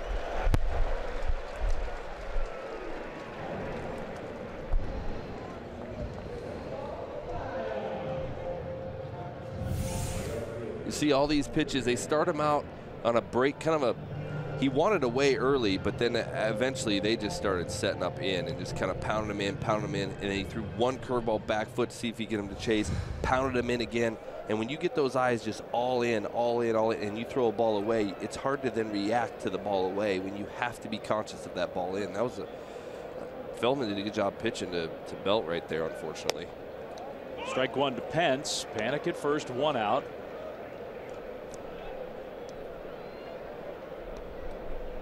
Hitters have to guess one side of the plate. A lot of times they can't just react. They have to say, I'm an educated guess that if he throws me a fastball, I'm looking here. So if you got guys looking in, it's very difficult for them to look away and hit a ball away when they're looking in.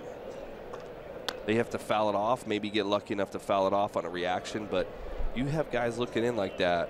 That's just a perfect pitch. If he leaves it middle to Belt right there, or kind of inner half, it's probably a different story.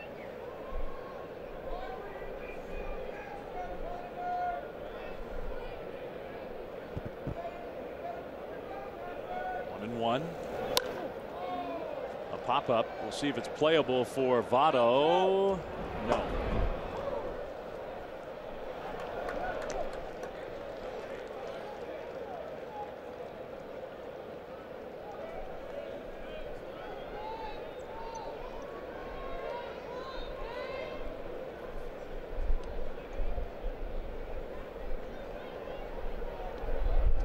Pence has got a couple of home runs. Had a big one on this road trip against Kershaw in L.A.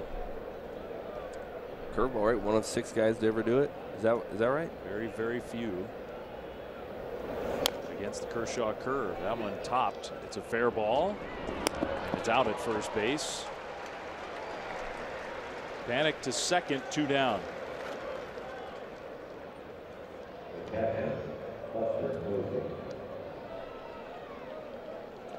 Brandon Hicks is one of the very few. Remember Brandon Hicks, your old teammate? He might have been the first to ever hit a Kershaw curveball for a home run. Yeah, that guy's losing it. Kershaw, yeah. Starts giving up homers on curveballs. He's starting to go downhill. Buster's been on base once. Looking for his first hit of the game. And if he gets it, Giants may get on the board. It's a time of game where you do start to wonder. The shadow line is moving out in front of home plate. The pitcher's still in the sun. Maybe the visibility gets a little more difficult.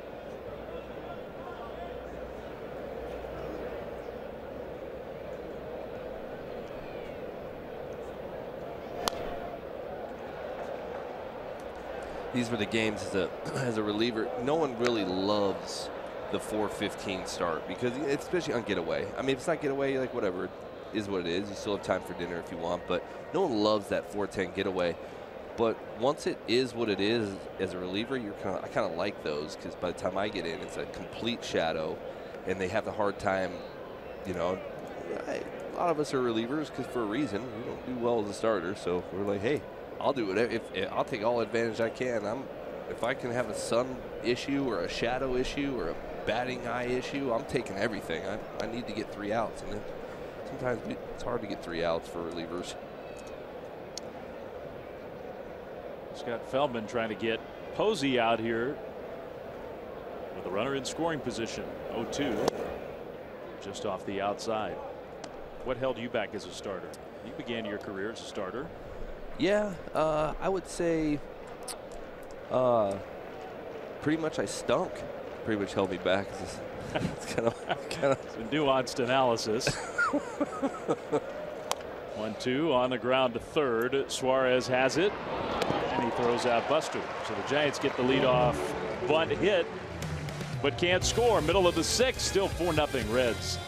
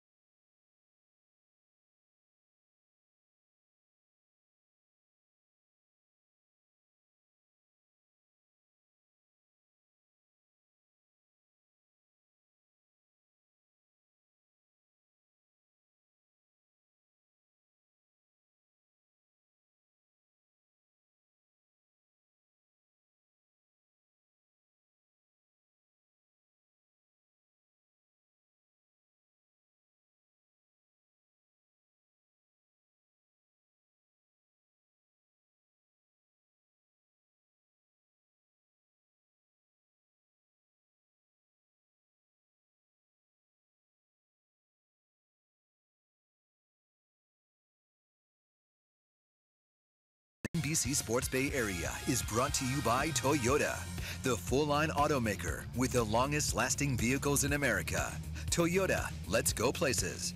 By Heffernan Insurance Brokers, insurance and financial services for you and your business.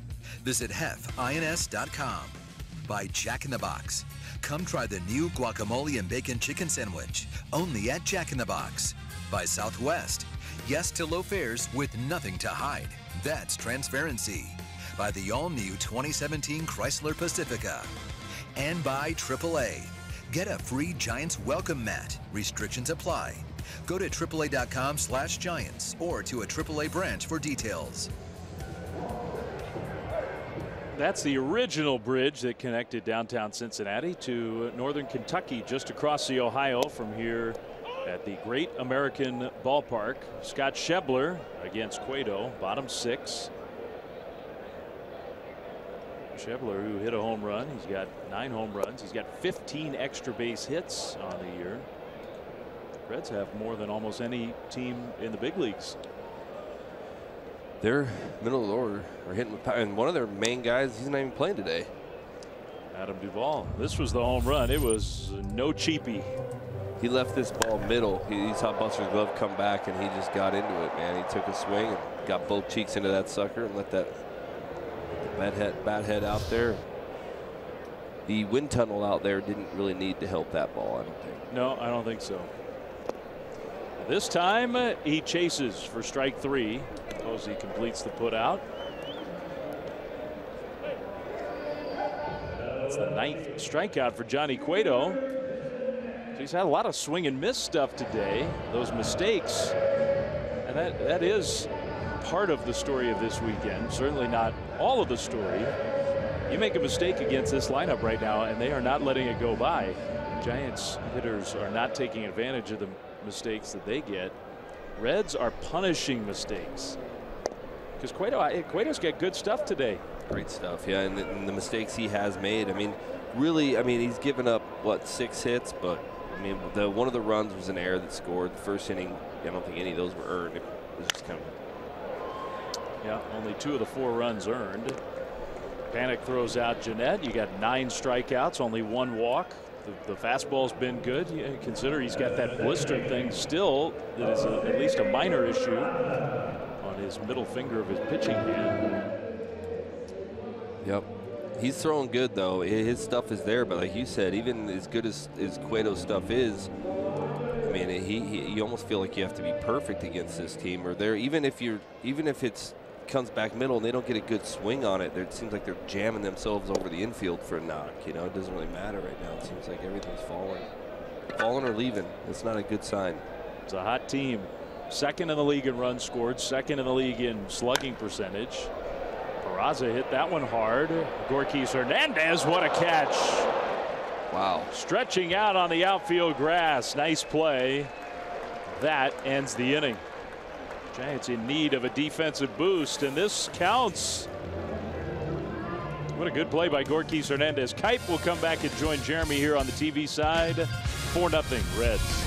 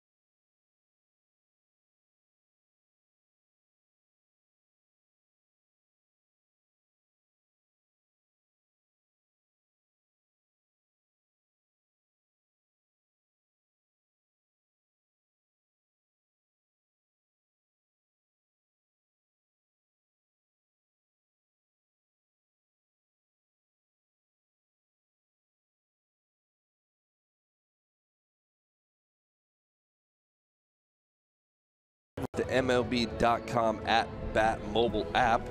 You can stay connected to the game's best players all season long with game day, live game video highlights, radio broadcasts, stats, news, and more. So you can join Kipe and me and download the MLB.com @BAT app today. It's your #1 app for live baseball. And speaking of Kipe, Dwayne is back with me in the booth. Absolutely, as Connor Gillespie is going to lead things off. And the pitch. Breaking ball down low. Cueto's pitched pretty good. He has. He just has not got away with any mistake, it seems like. Gillespie is 0 for 2. Flem and I were just talking about it, and I said the problem is you're facing a lineup right now that everything's dropping or leaving, and that's usually not a very fun scenario. Here's the pitch. Gillespie rolls this one foul.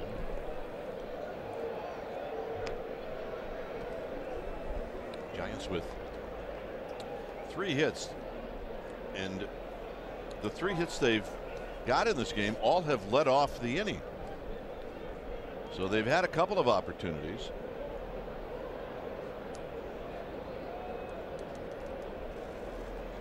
In tight, 2 balls and 1 strike.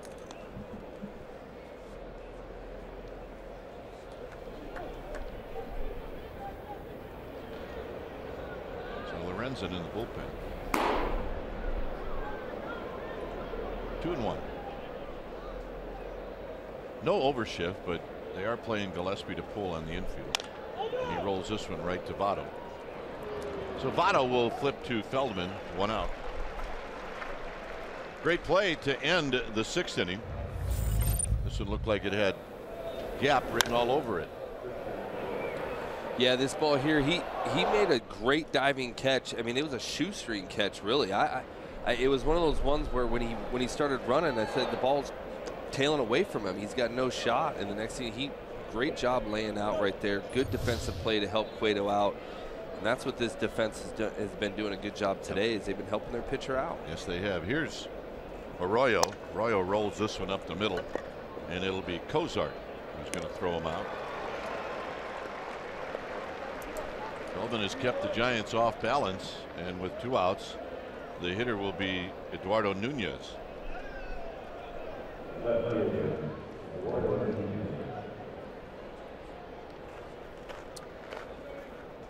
Did you guys talk at all about the oddness of a game in San Diego getting rained out? Yeah, I think we talked about them breaking out the user's manual on how to lay a tarp and stuff. I don't think they really know. I mean, and then I just noticed that the Denver game is being delayed. That I get. That might be a snow delay. It could be. I mean, the weather can get really weird there really fast.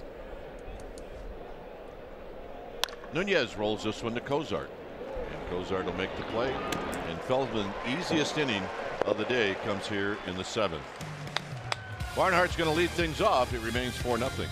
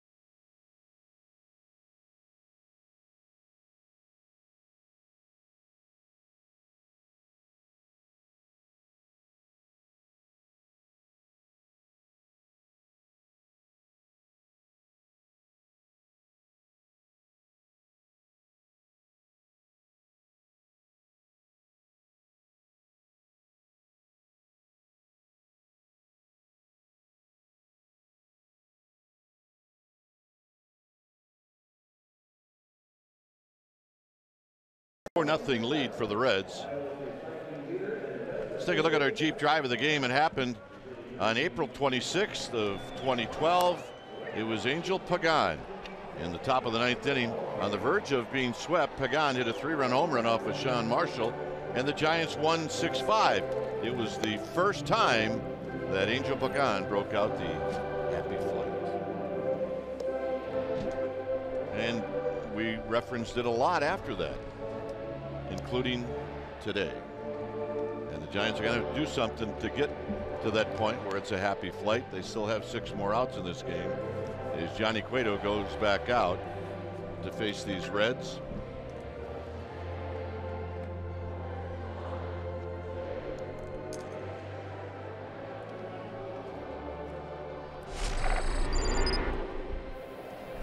Well, there's your old teammate. What do you think? Yeah, he worked really well. You see, he's moving the ball around. He's got late movement. He's kind of executing in. He's throwing the ball good away. He's made a few mistakes, not many.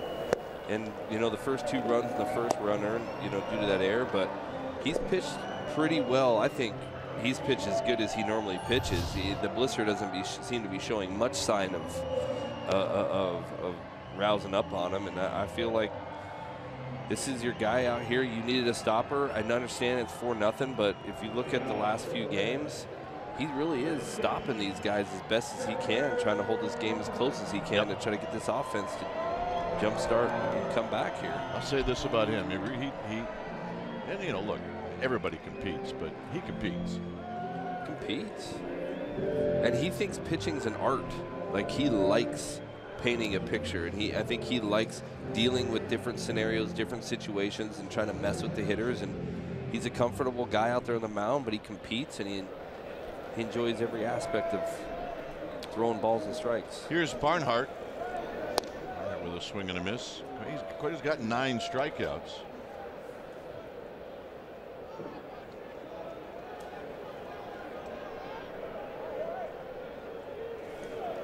And the next pitch is wide.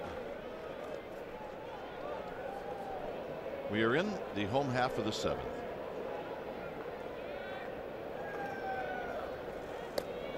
On the ground to Belt. Belt's got it. So Barnhart retired, and Feldman's going to hit.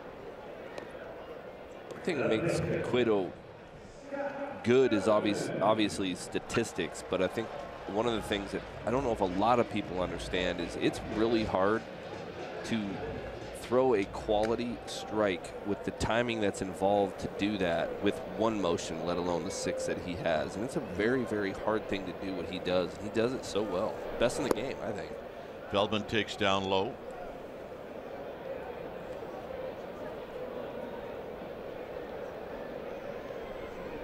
Billy Hamilton on deck. On the ground foul. Feldman looks like he's no stranger to swinging the bat a little bit. He came into the game 0 for 9, so now he's 0 for 11. So he doesn't really have an 0 for 11 swing, although that one didn't help my cause. 1 and 2. I was going to say, there's an argument to that right there. That looked like a Dan Runsler swing. 1 ball and 2 strikes.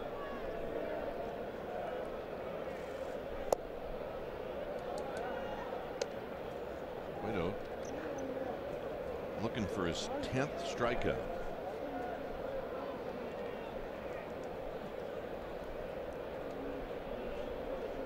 Here it is.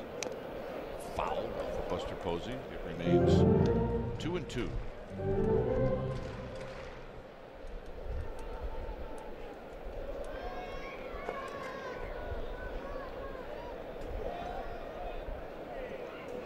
Foul back. You got a fastball at 92. That's he pitches now for Cueto. 103. This might be the time for that little quick pitch. What do you think? There you go. Right there it is. Get on the ground foul again.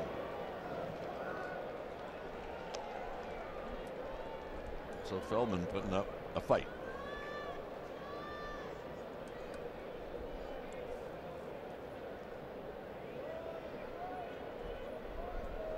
Got him. Double digits now in strikeouts. And that'll bring up Billy Hamilton.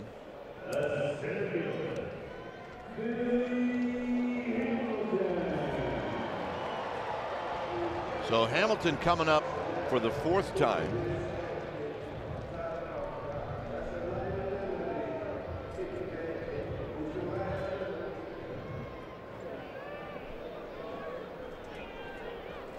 And he takes up and in, 1 ball and no strikes. 6 at bats on Friday. He had 6 at bats last night, and this is his 4th at bat. So he's had, this will be his 16th at bat.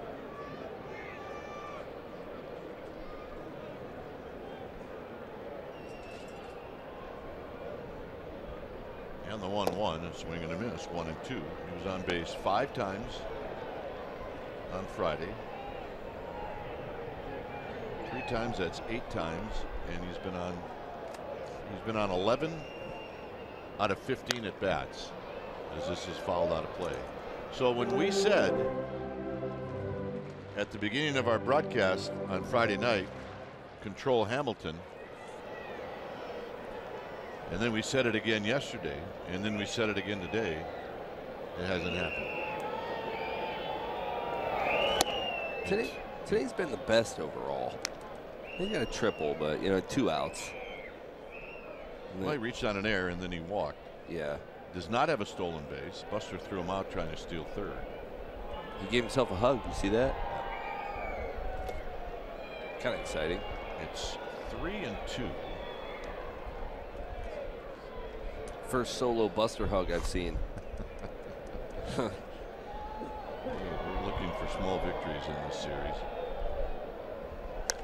Hamilton pops this one up. Can anybody get there? Yes. And that'll end the inning. So we will head to the 8th. It's 4-0 Cincinnati.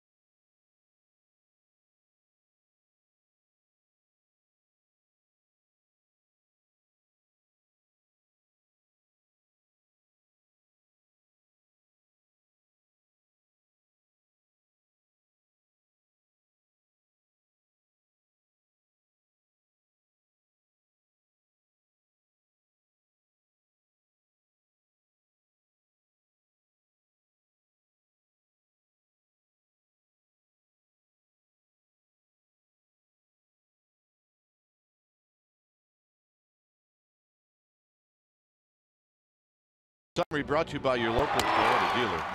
Cueto pitched pretty well, and he struck out 10 in this game, gave up a couple of solo home runs, got kind of nicked around in the first inning.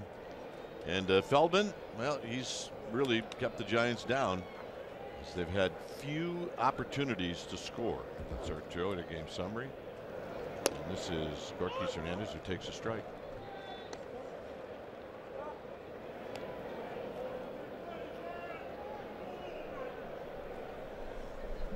Hernandez is struck out and he's popped out.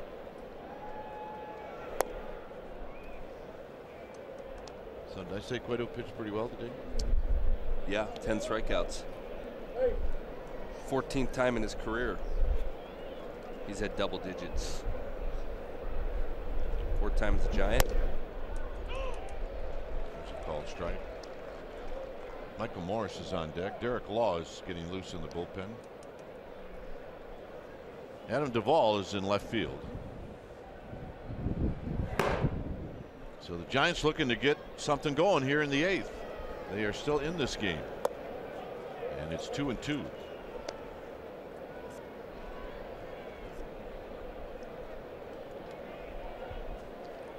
There's Duvall. This will be pitch number 94. Cueto-itis. Feels better now. Lifted into right center field, hit pretty well. Can Hamilton get there? He cannot. As it bounces up against the wall, and Hernandez has a double to open up the 8th inning. Could possibly be happy hour for the Giants. It's 5 o'clock somewhere. So here's Morris. Yeah, I believe it's 5 o'clock in Milwaukee.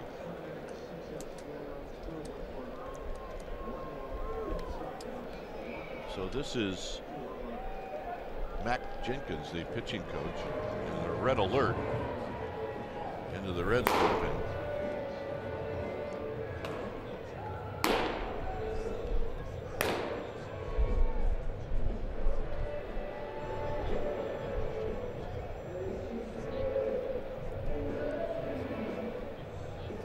So the conversation is over. And the hitter will be Michael Morse, with Hernandez at second base.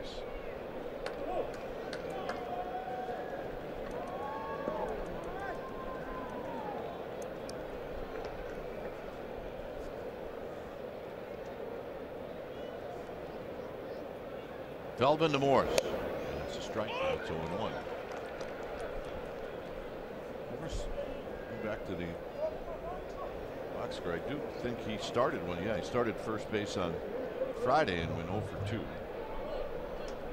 Yeah, he was 3 innings. Probably slept good that night. Probably did. Here's the pitch. It's another fastball, and it's 0-2. Now, Mr. Morse will be in the swing mode with Panic to follow, and then Belt. If you're going to tack on some runs, this is the spot where the bottom of the order can set up the top of the order. And a 3-pitch strikeout. That's one of those where you took 2 that were pretty good, and the one you swung at, you just felt like it was too close to take. Yeah, you see at first, they're almost like those are like fastballs that went out. They were all balls, by the way, but he's been calling that side of the plate like that all night long. But he had the belt high fastball out over the plate he likes to swing at, came with 2 pitches, and then that last one he just chased because those other 2. But yeah, you're right. The first 2 are probably the ones to swing at. Here's Panic. Panic pops it out of play. Panic reached on a bunt in the 6th inning. Hernandez opened up the 8th with a double. Giants have had their leadoff hitter on 4th, 2nd, 4th, 5th, 6th, and now the 8th. High to Panic.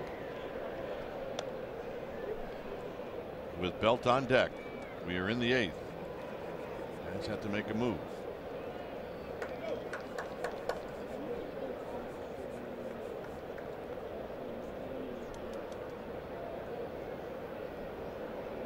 The pitch. Nope. High. 2 balls and 1 strike. Panic's going to look for that ball to come about 4 inches closer to him, and then he's going to turn and burn on it. Shallow and right is Shebler. Not a bad strategy in this park. If it's over your head, it's likely going to be off the wall or over the wall.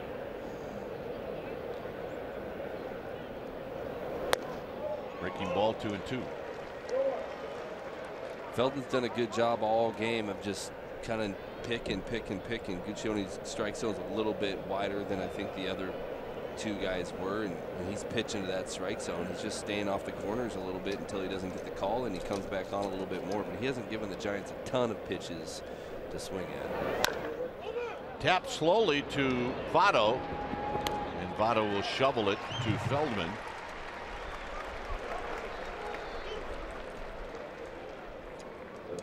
So 2 outs for Brandon Belt, and Hernandez moves over to 3rd. But you're right, like you said, if this is the time to do it, this is the time to do it. You're in the right spot. If Belt can get on here, then you've got the big boys coming up, and then if you can pop one, all of a sudden you got a game. Belt is 0 for 3. And he takes a called strike.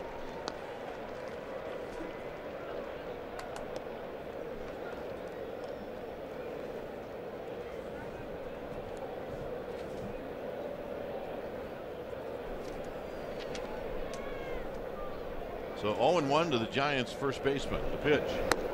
Very high. Belt on this road trip, which started out in Los Angeles, is 3 for 18.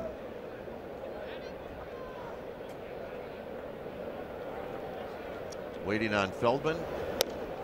1-2.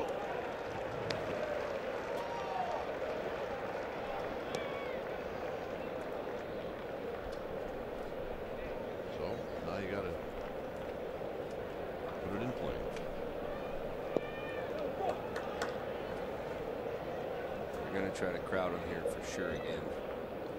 There's the target into Belt. And Belt hits it on the ground to Votto. And that'll end the inning. Leadoff double wasted. Reds are coming up. It remains 4-0.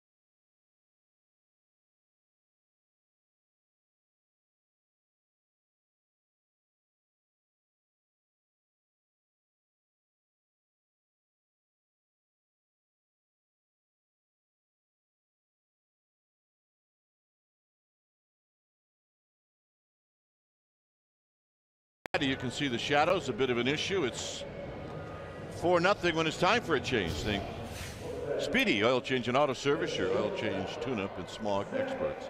Here's a young man that needs a little work. Yeah, he's, you know what, he isn't, we haven't seen him lately, but he's done really, really well. His batting average again seems a little high, but I feel like overall he's making the adjustments that he needs to make. He's kind of coming his second time around in the big leagues, and guys are starting to kind of get an understanding of what he's doing. But this is a guy that the Giants are really looking to help them out for a long time late in the game. And Cozart sees a fastball that follows it straight back. He's got the stuff to do it. He's got his curveball, and he can throw that curveball at any time. What I like about some of these bullpen guys we have down there is they've got velocity, but they also have a breaking ball they can throw in any count, which is a positive thing to have, especially late in the game when these guys are throwing so hard and they can drop that little curveball in and get back into a count with it. That's what Law has. Votto's on deck, so he gets to face the beef.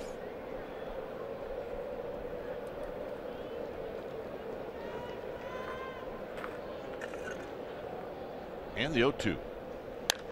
Foul down the right field line and out of play. A little herky-jerky motion from Law.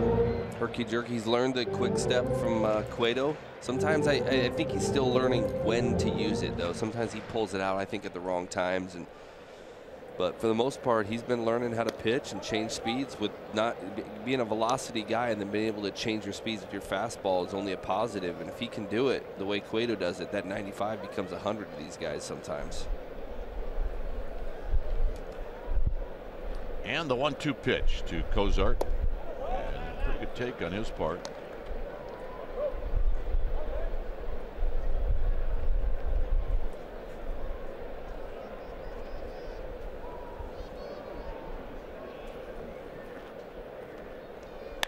On the ground and a base hit. Tell you what, I remember when Cozart was an OUT. He is not an OUT anymore. He's just a lot shorter to the ball now. His hands stay in. They're quicker to the ball. He has an idea what he's trying to do. You see right here, Buster wants a fastball in, and it was up. It's up, and these guys are not missing that top of the zone fastball inner half. They're either smacking it as hard as they can through the hole where the infielders don't have a chance, or they're placing out in the second deck, and we seem to be missing a lot there. And look, I think it could be mound issues. I do. I don't like making excuses, but you're going to see a lot of these flat mounds that'll do that to you. And what we tried to do what I tried to do at times, and there was a lot of veteran guys that did it, when they can know that the mound's flat out there, a lot of times we'll back the catcher up about 3 feet in the bullpen, and then we actually start throwing about 3 feet down the mound, allowing us to throw on a flat mound. So when we come in, we don't have that arm angle adjustment, and our sight points are better. And you just have to know which mounds to do that on. And there's a breaking ball for a strike. Now, how quickly do you realize that the mounds are different? I mean, does it take a game? Well, by now they should know that. Now, some of these guys don't necessarily know to do that, and that could be some of the veteran guys need to remind guys of that. But if they're not doing it, they won't remind guys. But there's not a lot of mounds in here like that. I felt like Milwaukee tended to be like that. I almost felt Milwaukee was higher out there than it was in the bullpen. And sometimes the bullpen mounds aren't the same. They don't take as much time to fix them as they do, obviously, the game mound. That last pitch, 95-mile-an-hour fastball, is our fast pitch, brought to you by Xfinity, the fastest Wi-Fi at home and on the go. How many times did you read that when I pitched? Well, they didn't have that promo until you retired. 1 ball and 2 strikes.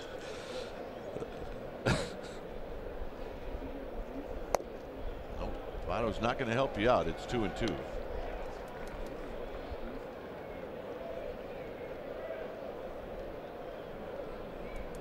Hits in this game, 11. So in this ballpark, that's not a lot. 7 for the Reds, 4 for the Giants. Giants have actually stranded more people than the Reds. Got him. Good pitch. Good pitch to a really good hitter. This looked like this was an emergency swing. Yeah, this is that curveball and that is what I have been saying a little bit. Votto can look really silly on breaking balls because he's kind of looking for a certain pitch and he kind of educates himself, and he's even almost tipping his hat to Law. You see him kind of stick his tongue out like, man, that was nasty right there. The bottom fell right out of that pitch, and Law being able to throw that pitch on the plate to get a hitter like that out just shows you how good his stuff is. Here's Suarez, who's had good at-bats the entire series. Knocked in a run in the first with a hit, but then Cueto struck him out the last 2 times up.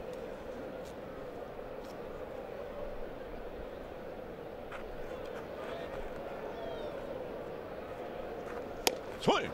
Ain't gonna miss.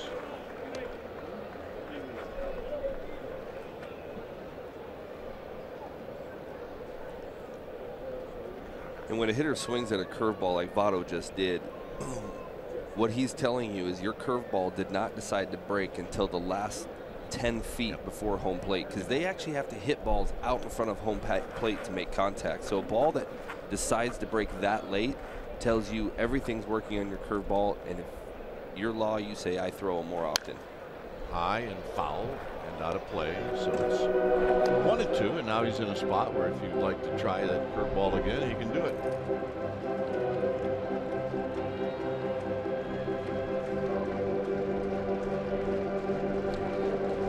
If he can replicate that curveball he just threw to Votto, he can tell these guys he's throwing them a curveball, and it's probably not going to be hit all that well. We'll see if Buster calls for it right here. And a fly ball out to Hunter Pence, and it was. And that actually was a hanging curveball, but it's so good and it has so much depth and it comes down so late that there's not a whole lot a hitter can do with that ball even. That's the best you can do with that pitch, and that should show you confidence to throw it more often. You'll see this didn't land on the bottom of the zone. It landed middle, but it was so late that he had to have a different approach to it. He had to do almost what Votto did and take an emergency hack at it, and it was a defensive swing. Allows it to be a weak pop-up rather than a homer. Here's Schebler. Schebler struck out twice and homered.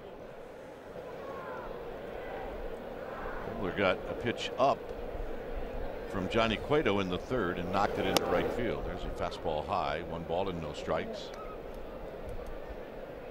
Adam Duvall's on deck. He would hit if Schebler extends the inning.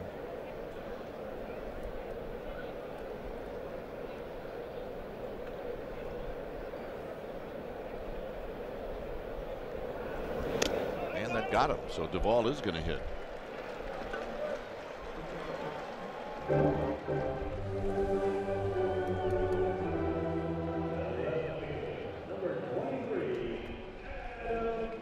So here's Duvall.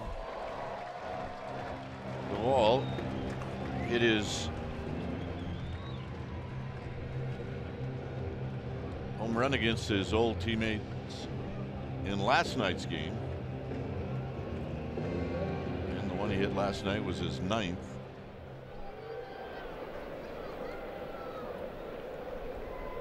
So Cozart at second and Schebler at first. And a high fastball, 1-0. This was the home run.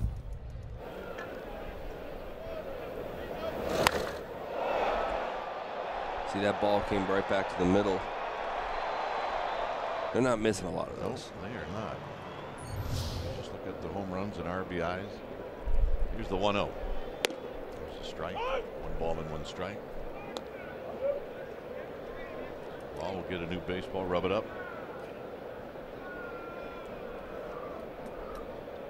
Yankees are coming into town to take on the Reds. It's kind of an odd schedule. The Yankees are only coming in for 2 games. Then on Wednesday, the Reds will fly to San Francisco on their day off.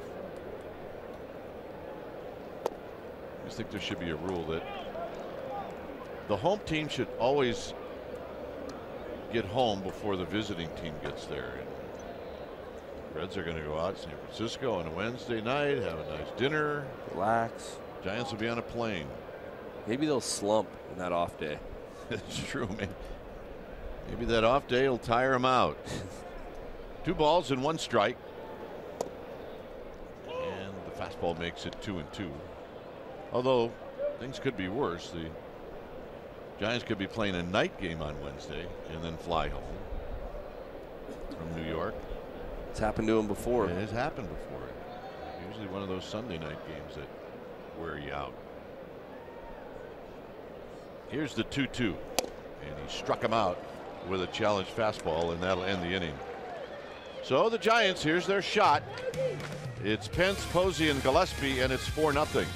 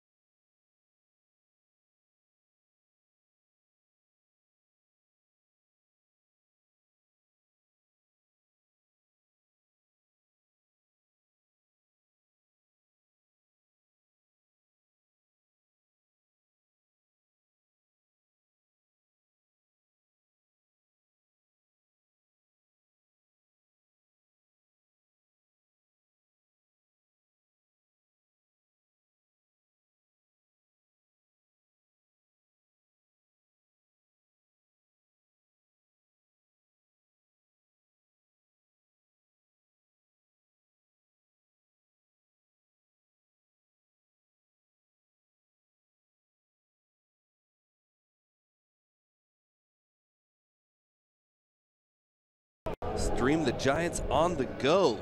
This season, you can stream every NBC Sports Bay Area Giants broadcast on your desktop or mobile device. Giants game stream on the go on the NBC Sports app. Get it today. 4-0 Reds. Feldman going to try to close it out as he'll face Hunter Pence. And Pence takes high and wide, and it's 1 ball and no strikes. 2 career shutouts for Feldman.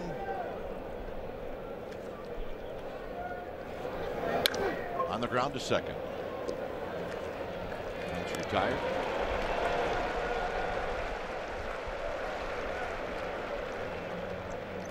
That'll bring up Buster Posey.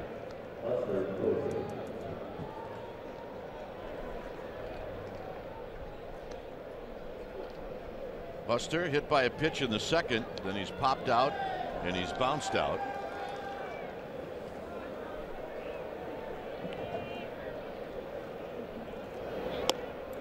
And a call strike.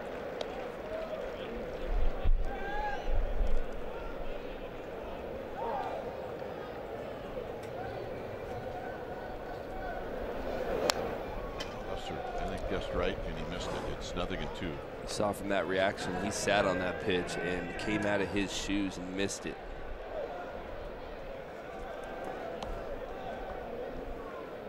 He's trying to hit the scoreboard. I think he was.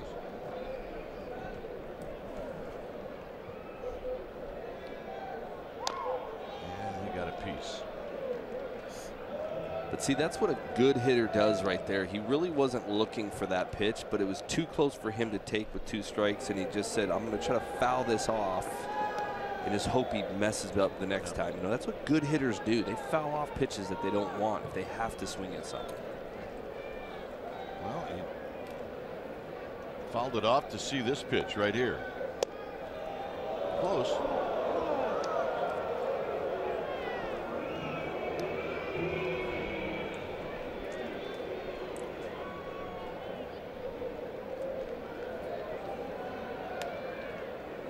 And the 1-2 to Buster Posey. Stays alive.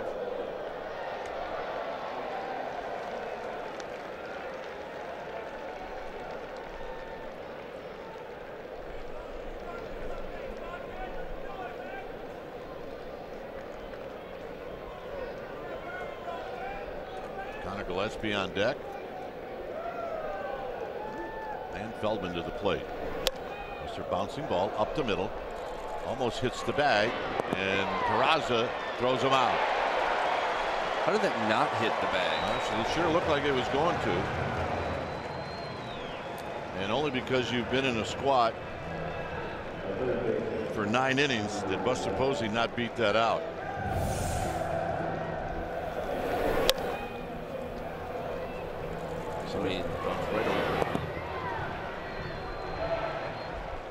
Pretty good focus by that second baseman to not assume it was going to hit the bag.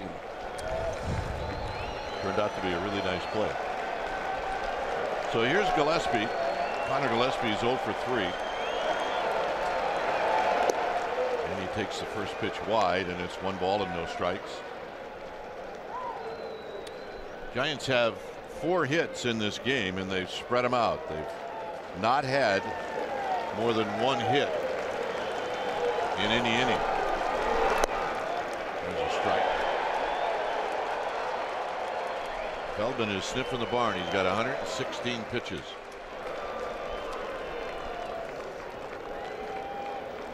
I don't think he'll feel good tomorrow, though. He's over 30, right? Over 30. Check swing, no swing. 2 balls and a strike. Well, if you're Connor Gillespie, your job is get Christian Arroyo another at bat. And then have Arroyo get Nunez an at bat. Play it out. Here's the 2-1 to Gillespie. 2-2.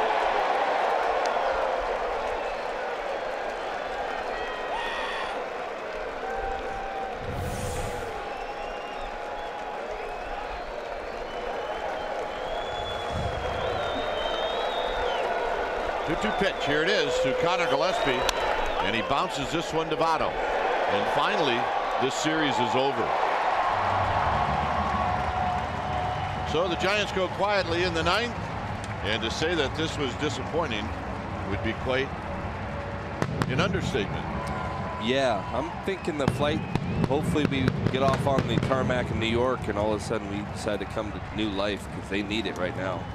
So the Giants come into Cincinnati hoping to at least take 2 out of 3 and maybe do more damage than that. And what happens is they get swept.